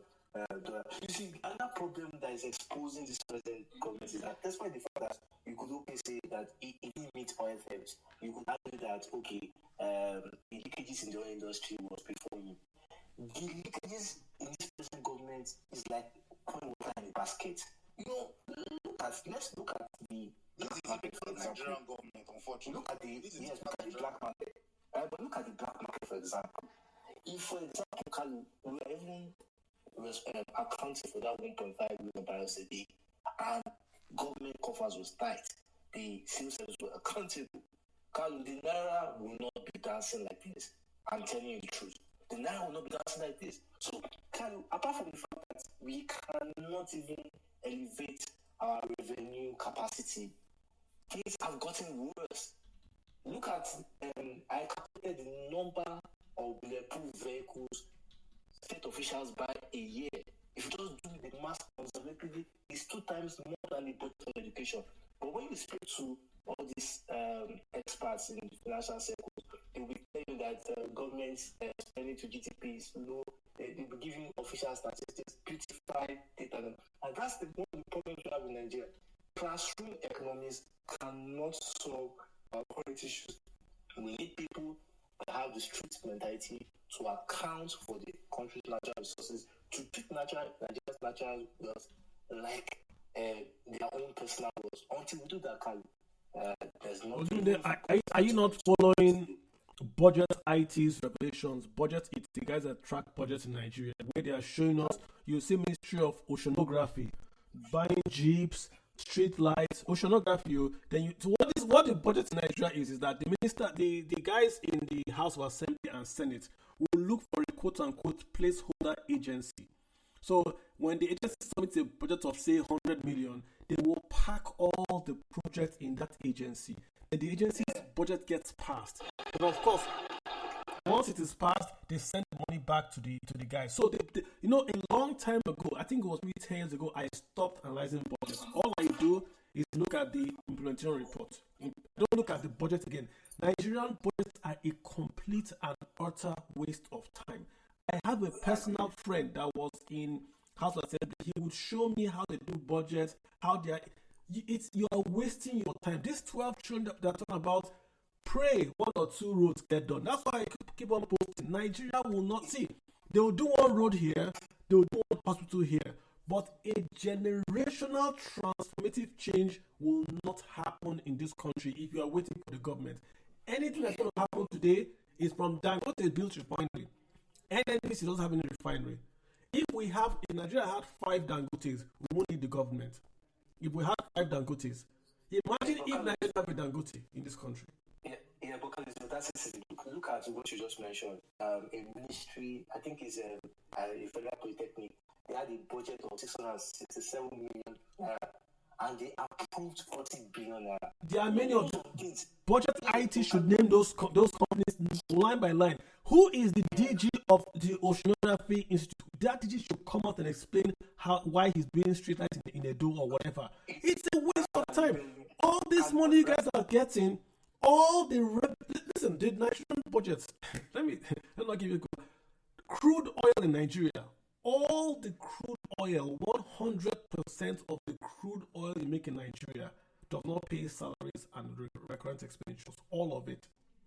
All the revenues, that's add oil, add non-oil revenues in Nigeria, all of it combined cannot pay revenues and debt servicing. You don't have a country. Your budget doesn't mean anything. Your revenues mean nothing. You are not just borrowing to pay salaries. You are borrowing to repay loans and borrowing to repay everything. This is not my take.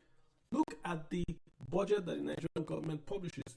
Look at how the ways and means that the president said he had repaid. We paid 1.6 trillion in interest to the Central Bank of Nigeria. 1.6 trillion. That is more than I think it's more than customs revenues. Let me explain to you again. What the federal government of Nigeria is paying to the CBN as interest on ways and means is more than what Nigerian customs is giving to the federal government as revenues. So you ask yourself, who are we deceiving? Just open the damn borders, let the things come in for free, because you are paying ways and means 1.6 trillion. It's not my figure. I posted it before. Go and look at it. And this is I've explained to you why they will not open the borders. And if you look at writing reports from places like Benin Republic, Togo, who do you think is bringing that volume? The population of Benin Republic, exactly. When Benin Republic is consuming more Indian exports than China, it tells you that there are a lot of leakages. So Dangote then built a refinery. He invests $20 billion. Name any investment you have had in the last 10 years by a single American in America, in Europe, or China. I dare you. Name any investment you know on earth today by an individual that is 20 billion. I dare you. But you can't find it on there's none. Individual 20 billion. Yeah. But Dangote does that in Nigeria. No, let me make this point. Dangote does 20 billion. Then what does the government of Nigeria say? The refinery is illegal, it produces fake products. That's the response of the federal government of Nigeria when an individual builds a $20 billion refinery that they do not have. I can't want to say something. Okay. Let me just... sorry, just for a minute. You know, Carlo, the price of that, you see, if you look at Dangote in recent months, because I like to study these rich guys, you see that his diversification is becoming more aggressive. The trust he has in the political system is not someone that talks like that will be very blunt or open. He's indirectly shifting his risk. Because, he had a trading office in London for his refinery, but the fact that he's opening a trading office in Dubai, he said a signal that, if we don't get our acts together, you will just see that our billionaires will become what the Russians did during before Putin came to power. During the years that he had to move to the UK, we really have to stop these political games and take advantage of people that are willing to take risk in our country. 20 billion is not beans. If the guy comes to the stock market next year, market bookmakers are saying that our market valuation will increase by at least 30 to 40%. The present stock market valuation is 1/5 less than Mark Zuckerberg, a 40-year-old founder of Meta, which is currently valued at $211 billion.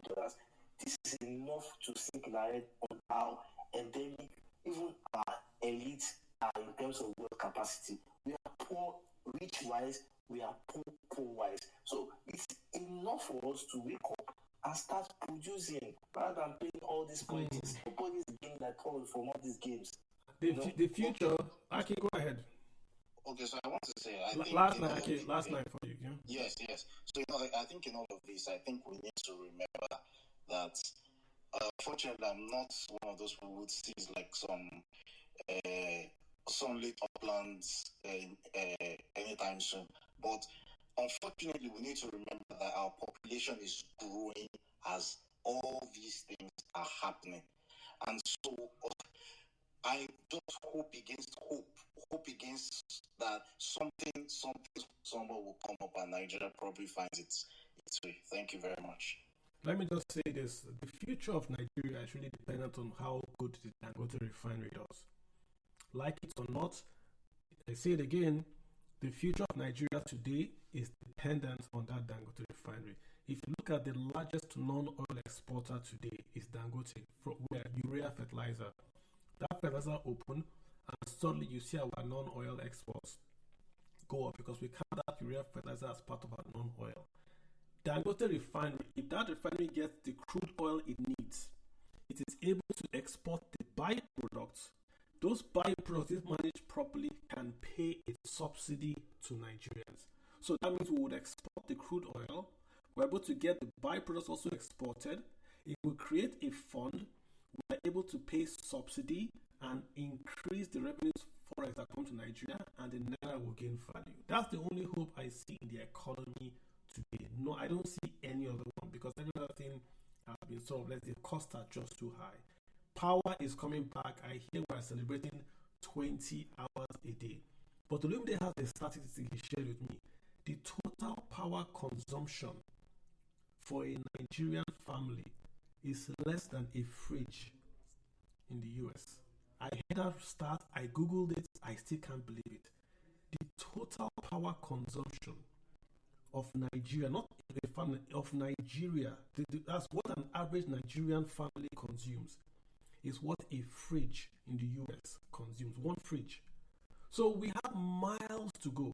We have to get to the stage where power is plentiful, but we can say we have even arrived. 20 power is in Lagos. If you go to my village, there's no power. And if there's no power in my village, that tells you that how many small villages don't have power to make food, to process, educate, to download and watch videos. That's where the real economy is. In the SMEs, out of Lagos, out of Abuja, out of those small SMEs. That's where real power is. And if we don't have it there, big one. And antimatter, you've got the floor. Antimatter, go for it.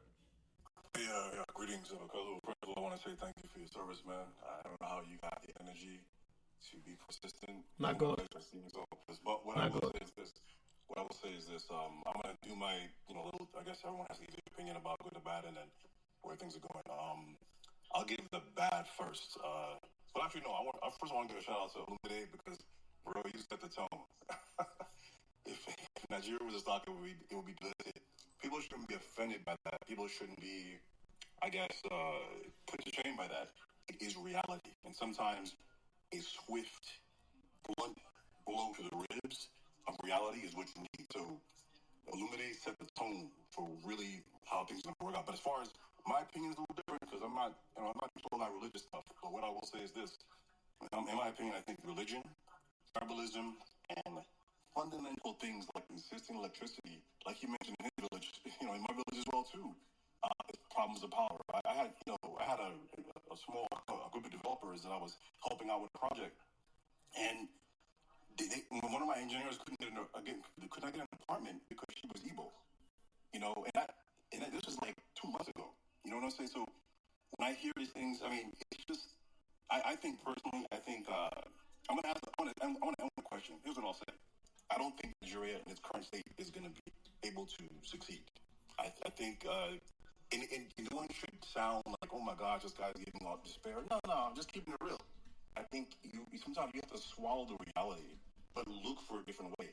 I can rattle off so many different positives about Nigeria. Nigeria, for myself, I've had the ability to live in a few different countries, and I think it's because of my Nigerian blood flows in my veins. Pound for pound, I don't care where we are academically, we can compete with the top of the world. Okay, pound for pound, we have some of the brightest minds in some of the highest institutes of engineering, applied genetics research. I can go on. I think you all know the story. But even with that, I still say I don't think that the current trajectory is a path to success. But I do want to end with a question, and I want to see where Kalu and Rumi take this. So my question is this. Let's say there's a panel within Nigeria that has decided that Nigeria's best path forward is to divide the country into either 2 or 3 different sovereign nations. And Kalu and Olumide, you guys are the top consultants to kind of steer that forward. What are some of the key things that you would do to see those 3 nations or 2 nations form, distribute debt, resources, allocate, whatever, do whatever you can to see those 3 new nations or 2 new nations be successful? The question I have for Kalu and Illumide. I wouldn't want to answer that question, because once we answer that question, the space will be tagged calls for the solution of the country. It will go to DSS. It's a good question. Okay. I don't want to go there. But, all right. So, then how about this?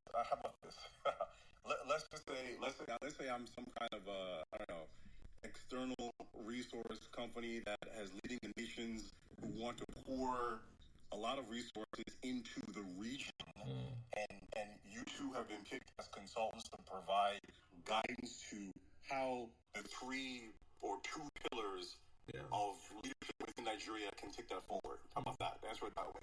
So I would change some laws, and I would spend money differently. What laws would I change immediately? I would scrap Federal Character Commission, which means FARC would go.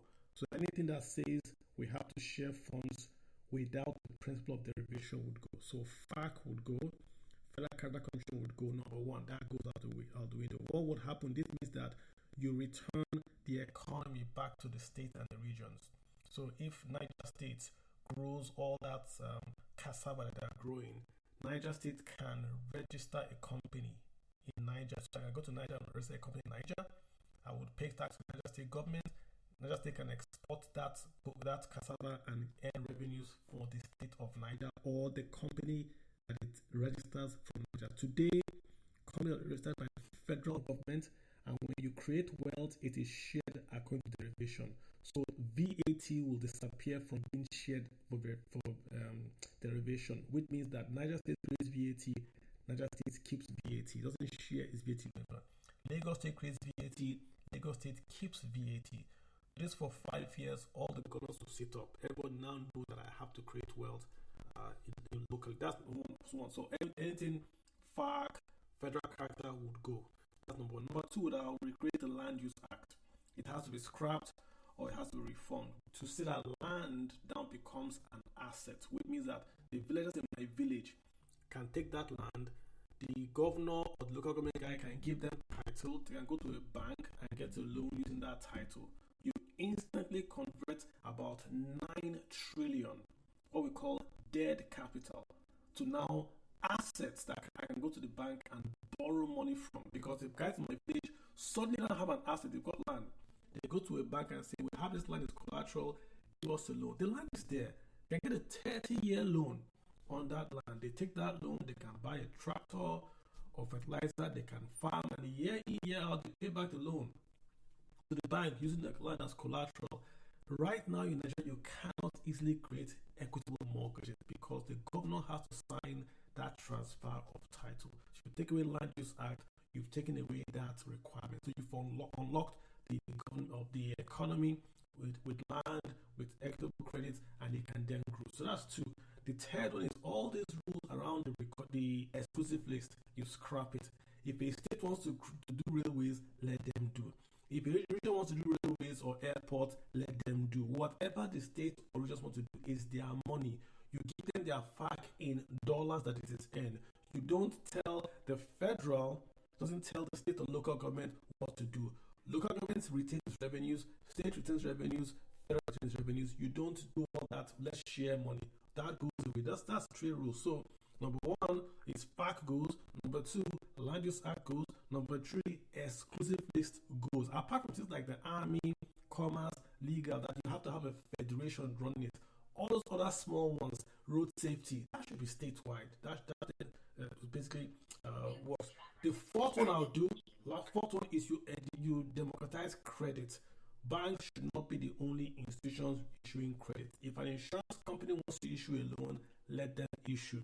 If a cooperative wants to receive deposits and issue credits, let them do it. Let the CBN focus on banks. Let other guys focus. Create competition with the creation of credit. You drive down the cost of credit. If you have post office banks today, that's going to be a very, very cheap way of getting funds. People can go and borrow 10K from their post office and pay back. You don't need $1 million, don't need collateral. You live on the street, they know you. 4 laws, you pass those, you double the GDP in 2 years. And Olumide, how about you? How would you take the question, bro? Yeah, so Carlos said most of the key spots, but I think I'll go a bit differently. So I'm a nationalist by default, so I'm a strong supporter of One Nigeria. I'll definitely delete state of origin. State of residence should be more applicable. I will also look at why states are investing in basic education. The fact that 18 million kids are not in school, it's a clear bump in the making, And I think we should also take the fact that our political system is inefficient. The National Assembly takes more than the market valuation of a bank like Fidelity. So it tells you that the laws that have been out in the last 2 decades have not even shown possibility to economic growth, despite the fact that we should look at things from a profitability basis. Secondly, I think another problem in Nigeria is accountability. The level of accountability across the federation is almost negligible. So you have to create those incentives. You have the INARA, you have automated systems, how finances are being shared. We have certificate of deposit. Why must everything be in cash? Transaction can be tracked. That will definitely give the INARA some strength. In addition to what Carlos said, the last part, which is a bit tricky, is that I would discourage the Nigerian custom as being a trade generating generating system, and that's because revenue generating system, and that's because the objective of customs in ID market is facilitation. If you look at the US, for example, the biggest trade partners are countries that they have free trade paths: Mexico, Canada. In the case of Nigeria, we've created monsters along our trade systems. You see rice cabal. That's why the border work can be saying will never come to pass. Not because you could see that even the president's executive order has not been obeyed. So these are issues we need to really address. We need to look at systems that will support trade, that will support the economy. Then, you throw in cultural programs. I looked at history: Churchill, Hitler, Ronald Reagan. They moved people by talking, despite the fact that words, actions speak louder than words. But you see, we need people, we need thinkers, the founding father, look at even Ahmadu Bello, Nnamdi Azikiwe, they were good orators. They knew how to move. They understood the cultural dynamic nature. In these elites, many of them, they go to school, even the fact that some of them go to high school, we don't understand whether it's the winter or the incubation periods in those markets that has really made them focus on just material wealth. It's not transiting to economic prosperity for their region. So we really need to go back to the very border. Education is not just about passing exam. Education is about creating impact of the society. So until we have that cultural institution where people don't just focus on being successful by buying a new Mercedes Benz, but creating community impact to your society, drinkable water, good education, high level of security, and wealth without enterprise is being discouraged, because that is another pandemic growing in the country. Then all the things that you said and in this addition I had would just be sound of music. I appreciate that. All right, yeah. From my standpoint, I just feel like the current trajectory not only is not sustainable, but one of the things. I mean, Carlo, I think if the brass that's in leadership right now would just kind of comb through your post line, they would have a good platform for success. But I think the reality is that there's not real interest in forward progress in some of the most fundamental things. I mean, you guys have pointed out, so many great points, and even some of the other speakers as well. But even like myself, as somebody who I believe in Nigeria, but I'm also a proponent of the best way is the way that works.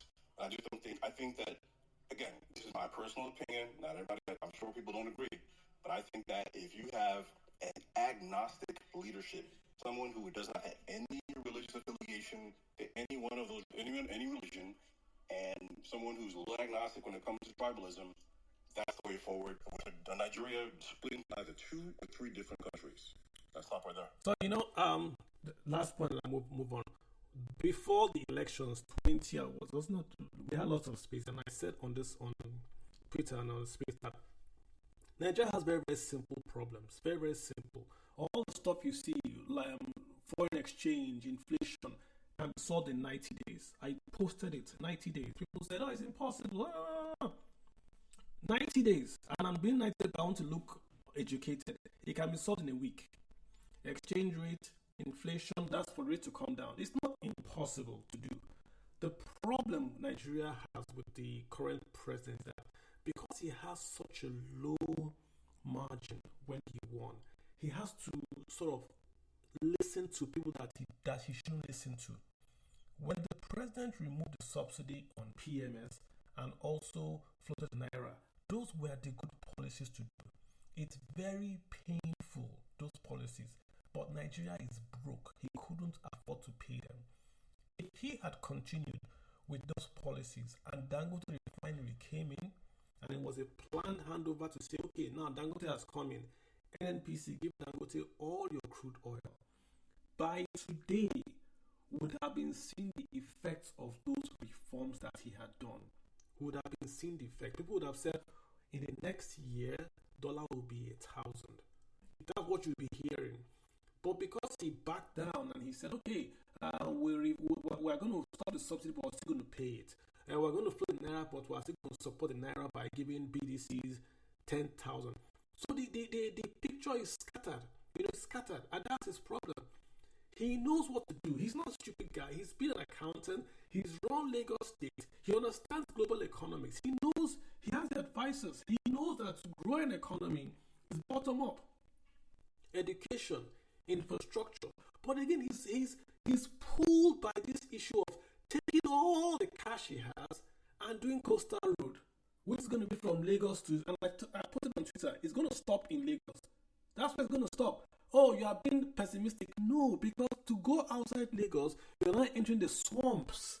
So you need a dedicated, specialized construction company that's going to build almost 50 bridges to go from Lagos to Calabar. It has nothing to do with pessimism.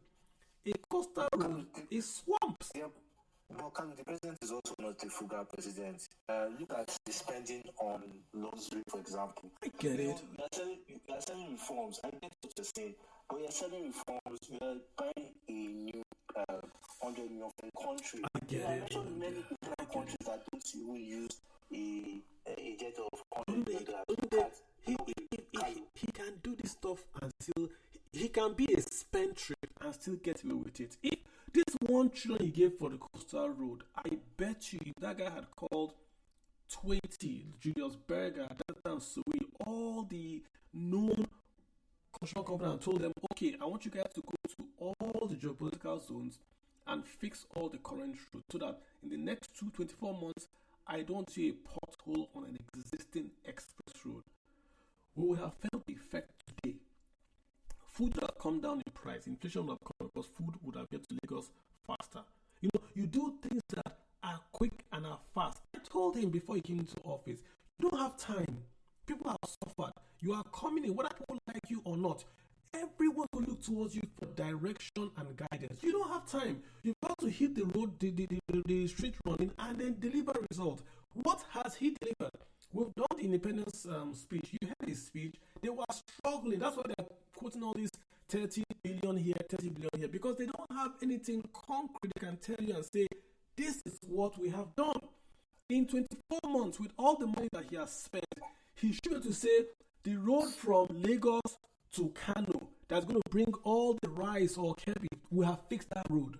The railway from Lagos, the standard railway from Lagos to Kano, we have done it. So, tangible things. That's what you should have focused on. Yeah, but these things cannot happen because the president is more. I don't know. I don't know the word to use. Look, Wiki will not have happened under Obasanjo. Look at how Wiki has held River State hostage. River State is an integral part of the Nigerian economy. A lot of people have forgotten that Rivers, after Lagos, Rivers is one of the states that have the highest IGR. So if a state like Rivers is dysfunctional, if a state like Kogi, for example, is bringing in inflation of close to 40%, despite the fact that they have substantial amount of variable, and the excuse is about flooding. With climate change coming in years to come, you could see how they are too focused. Olumide, they are too focused on elections in 2 years' time. Let me now come to the U.S. elections. Let's come to U.S. elections. If Donald Trump wins and becomes the U.S. president, you know what's going to happen? They're going to start to do fracking. They're going to start to do exports of crude oil. What do you think will happen? They're going to go to India and offer India cheaper crude oil from the U.S. They're going to go to South Korea. They're going to go to Europe. Who offers those countries crude oil today? Nigeria. So Donald Trump is not going to ban oil and gas. but they will knock us out of the market because we are a spot player. We have no super tankers that can go and park in Europe and supply swing oil. So Nigerians oil and oil especially is going to be on the downtrodden if Donald Trump wins. It's not better if Kamala Harris wins. If Kamala Harris wins, they're going to sue NNPC in New York for lying to the world about emissions. They don't need to win. They need to simply tie down NNPC. So NNPC will stop producing crude oil. They've done it to the Americans already. They have a green target. To the Democrats in America, even natural gas is dirty. Go to the state of Washington. They are banning natural gas. So NNPC, Nigeria Natural Gas, are targets under the Kamala Harris administration. Now, if this happens, remember that the reason why we're talking about crude oil today is because of Ukraine war. If Ukraine and Russia make peace, that means that the price of oil will come down by at least $10. It's already coming down, if not for the cuts of Saudi and Russia. What will happen to the Nigerian budget if oil comes down $20 from 80 today to about, say, 60? Our deficit is going to blow up, which means we're going to borrow more, which means inflation, important inflation, because we know wouldn't happen. Are we thinking about this?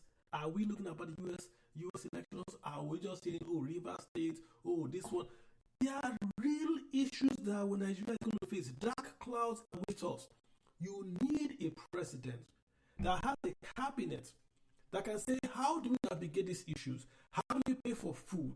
How do we ensure that we can get revenues from our assets in Nigeria? That's what you need to be talking about today, not the type of soup on the pot on Twitter. So we don't have a government today that is looking at those long-term plans and saying, what can we do? As we speak today on this space, Nigeria has no long-term economic plan. I challenge you, show me the name of the plan. We have ASAP, which is an intervention plan because of the issue that we're seeing from the protest. That's an intervention. We don't have any Nigerian industrial plan like Gowon had. We don't have any 2020 by 20 plan like Obasanjo had. We don't have all those. How can a nation that was once a $500 billion nation that wants to get to $1 trillion in 10 years not have an economic plan? Is it because we don't have smart people in government? No. So why do we not have an economic plan? If you post this question on Twitter, you hear, go back to Anambra. That's what you hear. But it's the same Nigeria we are in. We are raising these issues. And no one's interested because we want to win elections in 2 years. It will come back to everybody. Let's take I am Ajua. You've got the floor, sir. Go ahead. I am Ajua. Speaker, you've got the floor. Go ahead. Let's get JAB. JAB, thanks for keeping your hand up there. JAB, Jab. Go ahead. Jab, you've got the floor. Please go ahead. JAB. JAB, yeah, go for it. Good evening, everyone. Please, can you hear me? Yes, what kind of faint? Can you speak up or something like that? Okay. Good evening, everyone. Nice conversation, and thank you, Mr. Kalu. So I'll just make it as brief as possible. The good, the bad, and the hopeful. So for the good, I would say in the past, it was a little bit better. I attended a public primary school which was free, public secondary school which was free. I attended a public university as well, where I paid just 25,000 all through my phone. Since then, and I know that a lot of Nigerians actually benefited from that kind of quality education that we had in the past. You cannot compare the quality of education that we have now to what we had 10, 15, 20 years ago. Yes, even 15, 20 years ago was not so good, but it was still very, very okay, unlike what we have now. So that is the good from the past. So the bad we have now is that everybody is out for themselves. I do not really agree that we really have bad leadership. We also have bad followership. I will even say that even every single Nigeria has, it's just unopportune to be a bad leader. That's just a simple fact. The leaders that have been there for a while, these are the old people that are leading this country. They've been able to create, loopholes that they and their families are benefiting from policies that the government have made over time. Now we have new, younger politicians coming in, trying to throw out the old ones, but the old ones are not agreeing with them. So the new ones too are also creating their own loopholes to make sure that their current state and their future state is secured, all at the expense of the country that we call Nigeria. So every other person that is even looking for political office these days, to me, just look like someone that is just going there to go and secure his maybe family inheritance or something. What I believe that we can do going forward, okay, let me say the hopeful part. The future, currently now, I do not think there is any hope for Nigeria.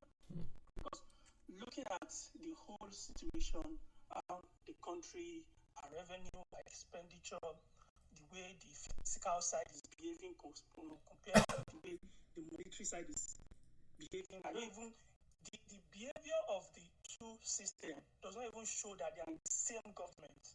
That's how it looks to me. It doesn't show that they are in the same government. And looking at the future, I think the noise around crude oil refinery should die down a little bit. It's just too much noise. Crude oil, I'm not sure in the next 10 years will go as high as maybe $140 per barrel anymore. There is high tendency that the crude oil price will continue to come down. Maybe if it goes back to maybe like 95 or 90, it will still come back down. Why don't we focus on things that are more important for the future? What we need to do for crude oil now is just to ensure that we increase our daily production to about maybe 2 million, 2.5 million. While we handle the Dangote issue, yes, there's no way you want to fight Dangote when he has that kind of capacity of refinery. Everybody has their own interest. Let him win. I don't care. Just supply us petrol. Let the supply be there. Put a reasonable subsidy on it and let the government focus on infrastructure and manufacturing. It is very, very simple. Focus on infrastructure and manufacturing. There are a lot of youths today that are very jobless. Yes, I know tech is already taking shape. A lot of people are getting all the tech skills, but tech is not going to take everybody. It is not going to take everybody. It is not going to take the person that dropped out of secondary school or did not even finish secondary school. But in the manufacturing sector, the factories will take them. They can get something to take home to their family. These are the things that the government is supposed to be looking at. Yes, create an enabling environment for business to thrive. Now, all the companies in the manufacturing sector, we've seen their reports over 2 years since the parts of the exchange.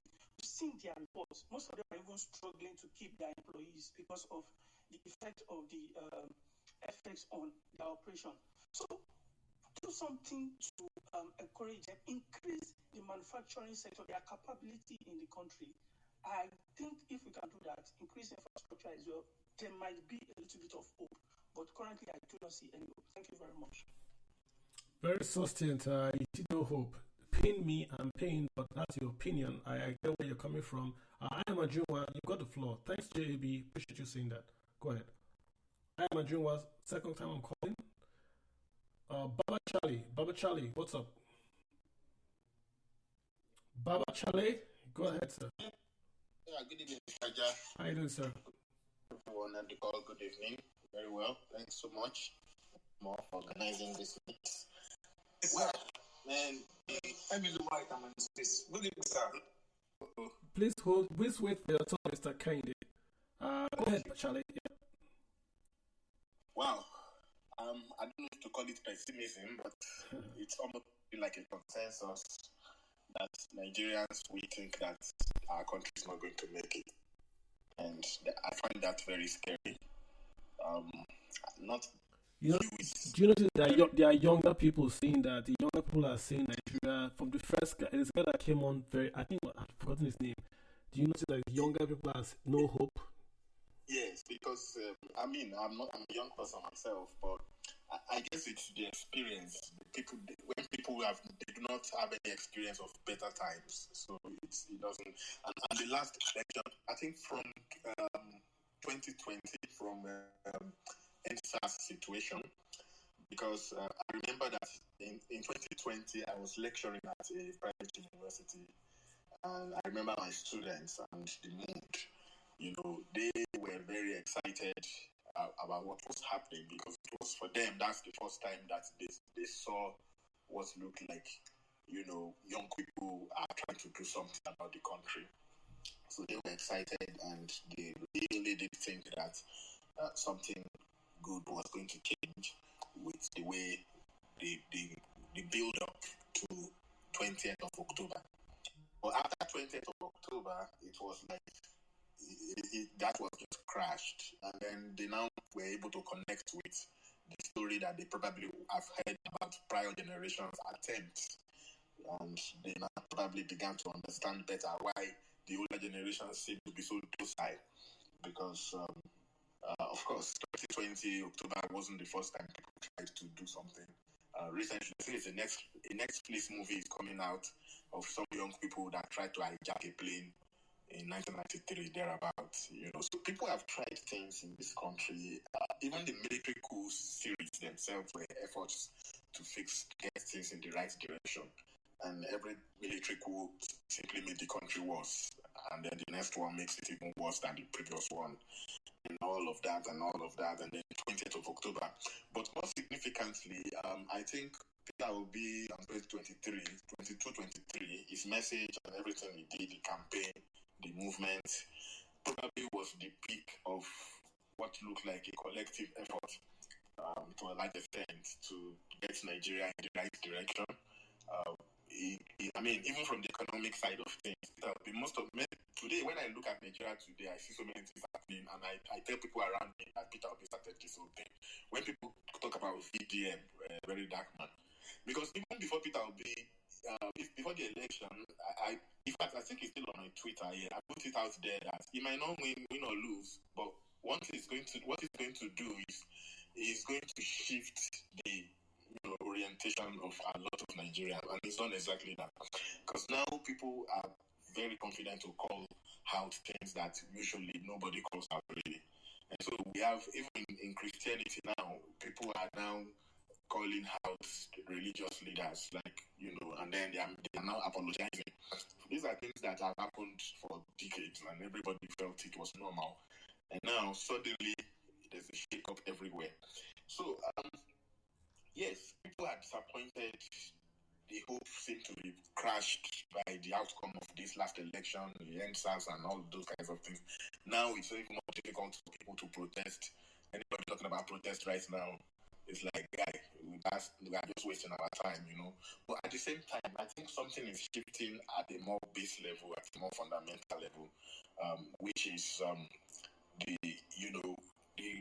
the recognition of what is right. Because I think until very recently, it's like Nigerians, we have completely given up challenging the status quo in itself. The fact that our efforts to challenge the status quo now doesn't seem to be making much effort or much headway. It does not really necessarily reflect what is going on, in the background. It's like when you plant, there are some trees, there are some seeds that you plant, they sprout in 3 days, but there are some seeds that you plant and they take years. They literally take years before you see anything above the ground. But then they are building a very deep root. So I think that when it comes to the question of the good, the bad, and the hopeful, the good thing about Nigeria is, is the mass, the population, Nigeria is the capital of the black race. It doesn't, whatever we do, whether we are working or we are not working, whether it's a failed project, it's not a failed project, if you look carefully, you realize that even in its failure as a project, it remains the capital of the black race. And it's very hard to imagine that will not continue to be the case.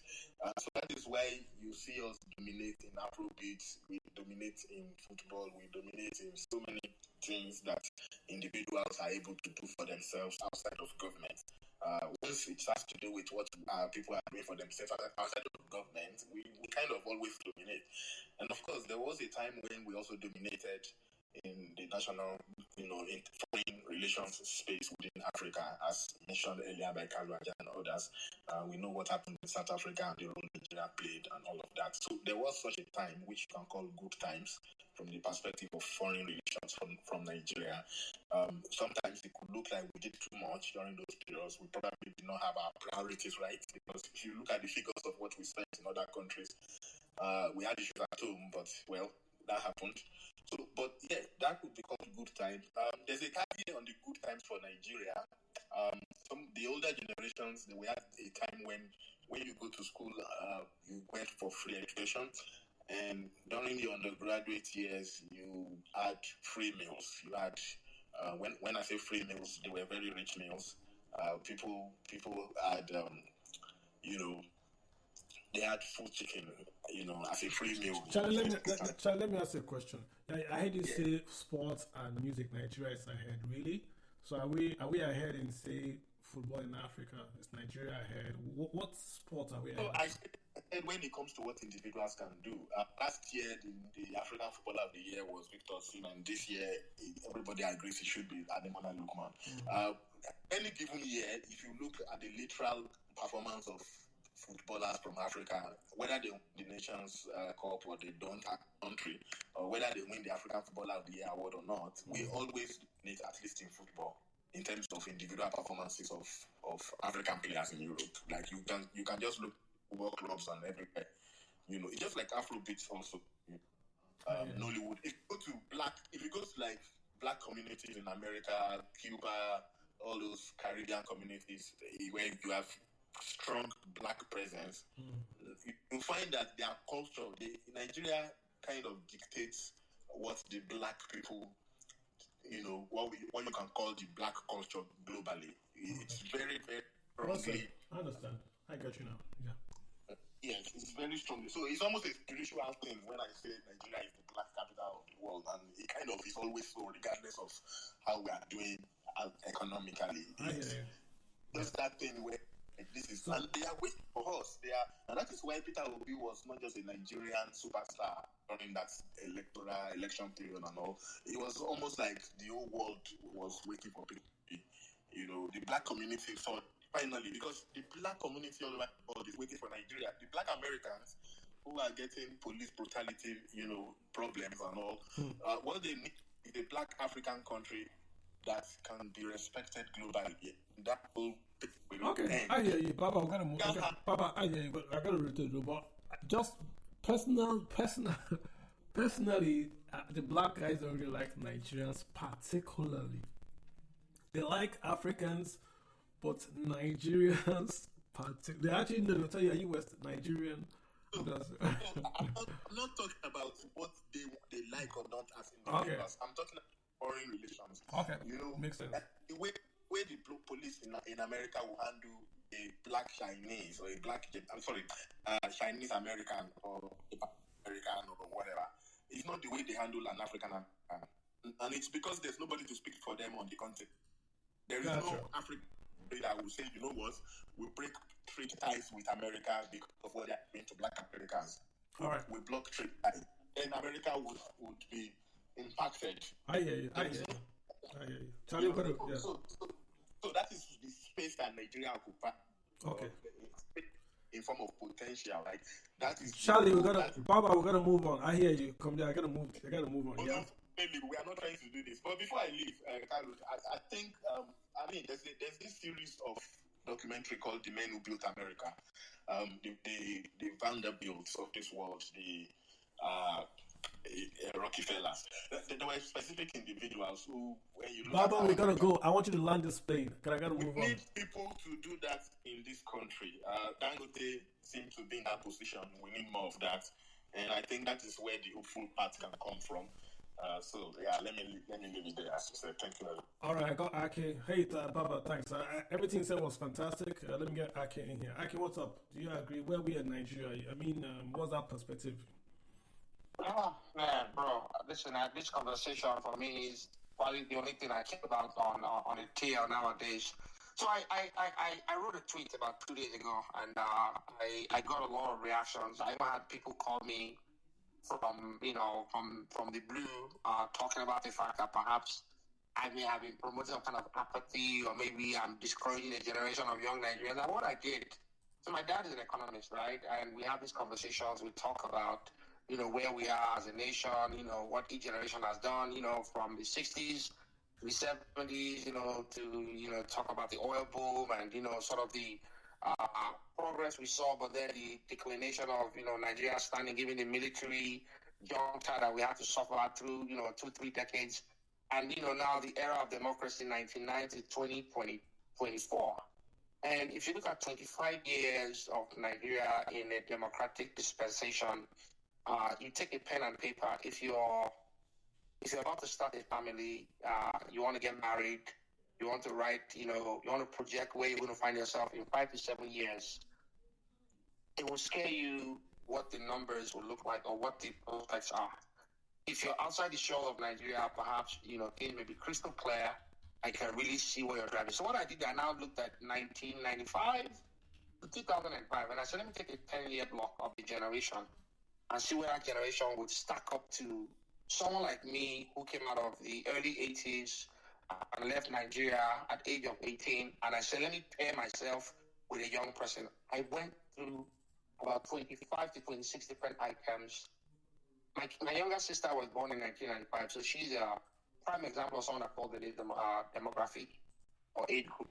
And I said to myself, this is really bad. And the reason why I focus on that generation is because 19 to 30 will probably make a bulk of the what I call youthful population.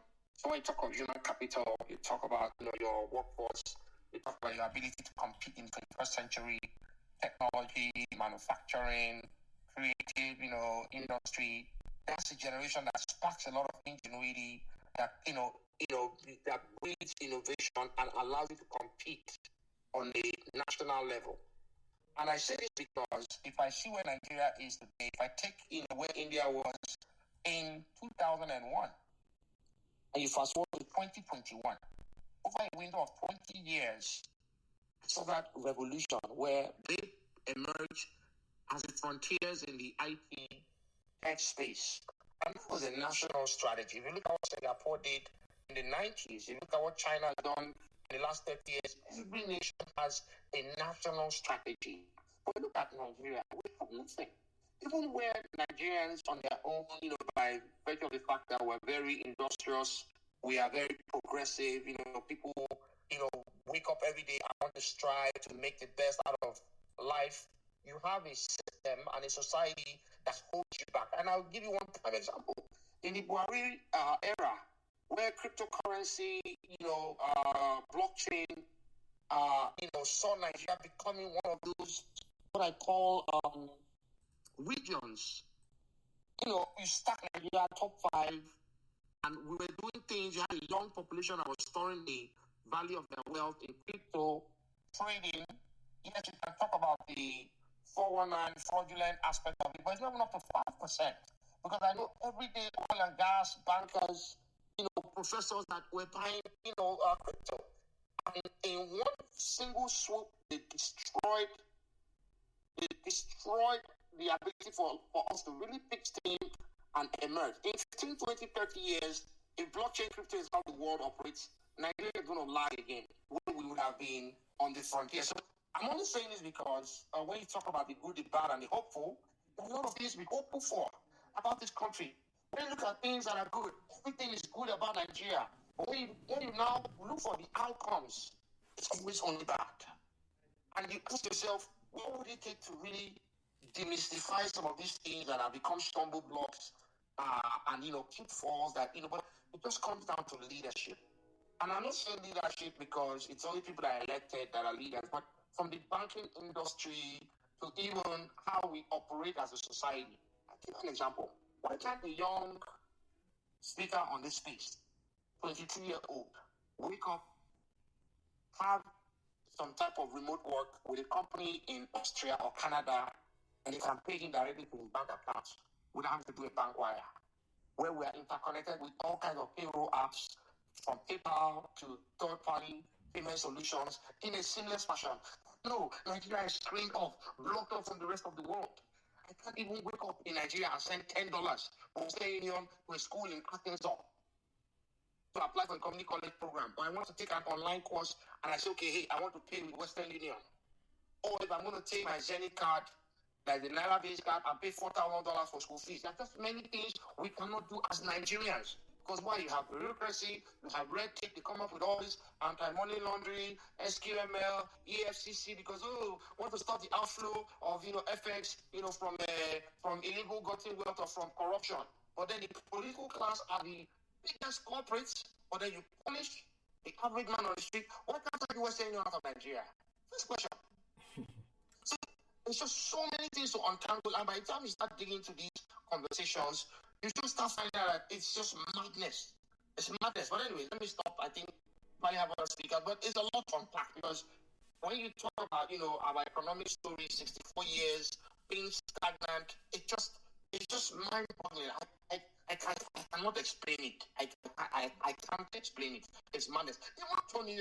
I've been to Elumelu into this space, and I gave him a microphone, and I asked him, why can't I, a young girl in Uromi or in Port Harcourt or in Abakaliki, transact with my Zenith Bank account? It will give you all kinds of nonsense reasons. But these people sit at the round table with CBN, with all the banking committees, and they only look out for policies and make sure that they get welfare, they get fatter, and they can rip up every single extra cover of profit without even looking at the interest of Nigeria. So you're not taking businesses like Flutterwave or Paystack, or a lot of the new kids on the block. And you find these big banks just have become stumble blocks with breaking down the terrain that these new entrants are coming to, making life easy for Nigerians. Because at the end of it, it's just greed, and more greed. But anyways, let me yield here. Yeah, I think you mentioned maybe Tony as an example, right? It's I think in particular, right? I mean, those guys are the largest innovation. Actually, you agree that's happened in Nigeria, say in the last 20 years of the Nigerian banking sector. If the other sectors in Nigeria have grown or have, should we say, invested in productivity gains with Nigerian banks have, we'll be somewhere. No, banks have their issues. But look at it. I grew up in Nigeria where you had to go to a bank and get a tally number, and go back in the afternoon to do your transaction with a checkbook, not a checkbook, what they call those cash book. You write how much in the book. They will stamp it to the stamp. You withdraw the money. You have to go to the bank. You open the account. If you open the account in Ikeja, you have to go to Ikeja. You can't go to the same bank in Sekebi. No. But look at what we have today. Nigerian banks, some items, Nigerian banks are really even at par with banks in the US. Your point is valid. There are a lot to be done. Why in Nigeria, why are we only the ones that they single out for? We can't use PayPal. Russians use PayPal before the sanctions, and they are almost as corrupt, or there's almost as much online fraud as Nigeria. So why us? Because no one is fighting for us, because we don't have anyone advocating for us at that high level. We've lost the respect. It's the same thing. When you lose respect at the global level, at the retail level, they will deal with you. If Nigeria sues PayPal and says, come and explain in court why you have stopped Nigerians from using PayPal, you don't have to win. Just sue them. Let the publicity go on that PayPal is stopping the largest nation in Africa from using. Let PayPal bring the data they've used to remove Nigeria, but they allow Russia, they allow all other countries that do fraud, but remove Nigeria. Let them come and defend it in court. That's what you do. Sue them. Sue them in the court in America and bring. Yeah, so sorry to interrupt you, but your banks, right? The 900-pound gorillas have to stand tall and be represented in the room. Now, let me draw a slight contrast, and I like how you said the fact that the banking industry has seen an advancement. True, but that would not happen if we did not have the rapid, sophistication that came around with the telecoms industry. So while I want to give bankers, this applause that they've caught up, they've made Nigeria, it's interesting. I always tell people, I have friends that own fintech products, right? Oh, we have this company, and they're like, the first thing they hear is, bankers will tell them, in Nigeria, you can send a transfer of 5 million naira from one account to another account. Can you do that in America? Won't it take 24 hours to do one wire from another bank to another bank? And then I say, hey, hold up, pause. The reason why you have that kind of bragging right is because the scrutiny, the bureaucracy you need in the system has been removed in Nigeria because we have a system that enables corruption. I can ask this unfair. I can the truth that the No, no, bank, no, no, no, the no, no, bank, no, the, no, the, let me land. I promise you. I knew you were going to push back, and I knew you were going to push back. Now, I'm not trying to be unfair. I'm just saying. So where I hear this argument that, oh, we are advanced, we are very sophisticated, I say, no, we are not sophisticated. We may have is like, oh, mommy, I want to eat noodles for breakfast, and mommy says yes. Or mommy, can I have noodles for breakfast? Well, what did you have, for dinner? Is there, milk, or are there alternative options? Or, what's your health condition? Before I even say yes, eat noodles. I'm just saying, because we have these seamless transactions, and we take it and run to the, to the streets and say, oh, we are progressive. Where on the other side, where countries that have these technologies will not just let you move $5 million from one account to another account, it's because they want to have the ability to audit. Right? So the reason why it doesn't. they will not allow It doesn't change the fact that the Nigerian banks have all that. We are all part of the global network. The KYC, all that stuff is same in Nigeria. But when these new guys came, the GTBs, the UBAs, the Access Bank boys came, they took an industry that was a dinosaur and turned it to what it is today. Now you have UBA all across Africa, Access all across Africa, GT all across Africa, taking the Nigerian exports from Nigeria all across Africa, providing quality service all across the African continent. Let me take you there. So UBA is all across Africa. Can you use your UBA account to send money to a UBA account in Ghana? Yes. Easy question. Yes. The same bank. Yes. Same bank. UBA to UBA. Yes. Not a forex account. I use UBA I use UBA in America. I use my UBA card in America. No, not card. I said, can you send money from a UBA account over in Nigeria to UBA account over in Ghana? Why not? No, Same you bank. can't. No, you can't. You cannot. Yeah, but why? No, hold on. Why can't? No, but hold on. Why can't I send? Talking, please. I'm not talking. Yeah, I know, but why can't I send it? That's the question. Why can't I have to explain to you why you can't send it. So on the SWIFT, I'm just doing a transaction. If you look at the way banks were designed, particularly Nigerian banks, you see that it's quite locally the spread. We don't have that. We don't have that interlooping network, and I understand what I can say. But I think so I can send wire abroad. I can send wire. Yes, you can. So but that's not you don't understand what I'm saying. So let me explain what I'm saying for you. What I can say is, for example, we're not going through the SWIFT network. You want to send your money from your UBA account to your Ghanaian account. It's not possible, Kalu. It's not possible. I had a Ghanaian account in Nigerian bank. I don't want to mention. And I had the same in Nigeria. I couldn't. In fact, I had to take the money out of the system. I understand what he's saying. But what Aki has forgotten is that Nigerian banks, in terms of instant transfer, I use the two biggest European banks, and I use an American investment account. The transfers are not instant. European banks take 24 hours. Nigerian banks instant. So while you look at the technology advancement, you also need to understand that the issue facing Nigerian banks is not the banks itself. It's the compliance and the political problems around the country. So let me give you an example. Interactive Brokers is an American company. Now, this is one of the biggest investments. That's why when a lot of Nigerians ask me what investment I'm trying, because I know a lot of Nigerians that don't travel and don't have other residency, it's difficult. Niger Republic can invest in Interactive Brokers. They are American listed in the US stock market, accept Niger Republic residents. They don't accept Nigerians. In fact, even if you have another passport, when you are filling areas, they ask you, do you have another nationality? You pick Nigeria. If you see the common trans you do at the end of the day. So the issue is, you see, the internet scams, the political, because these countries don't like to be, Americans don't play with their financial institutions, and Americans understand the cost of compliance. Any breach will cost. That's why many Nigerian banks refuse to open a branch in the US. You see UBA, if you look at it, and UBA was very smart about it, it's not really a branch in full perspective. If you understand representative, if you look at Zenith doesn't have an exposure in US, Zenith has in the UK, it has in France.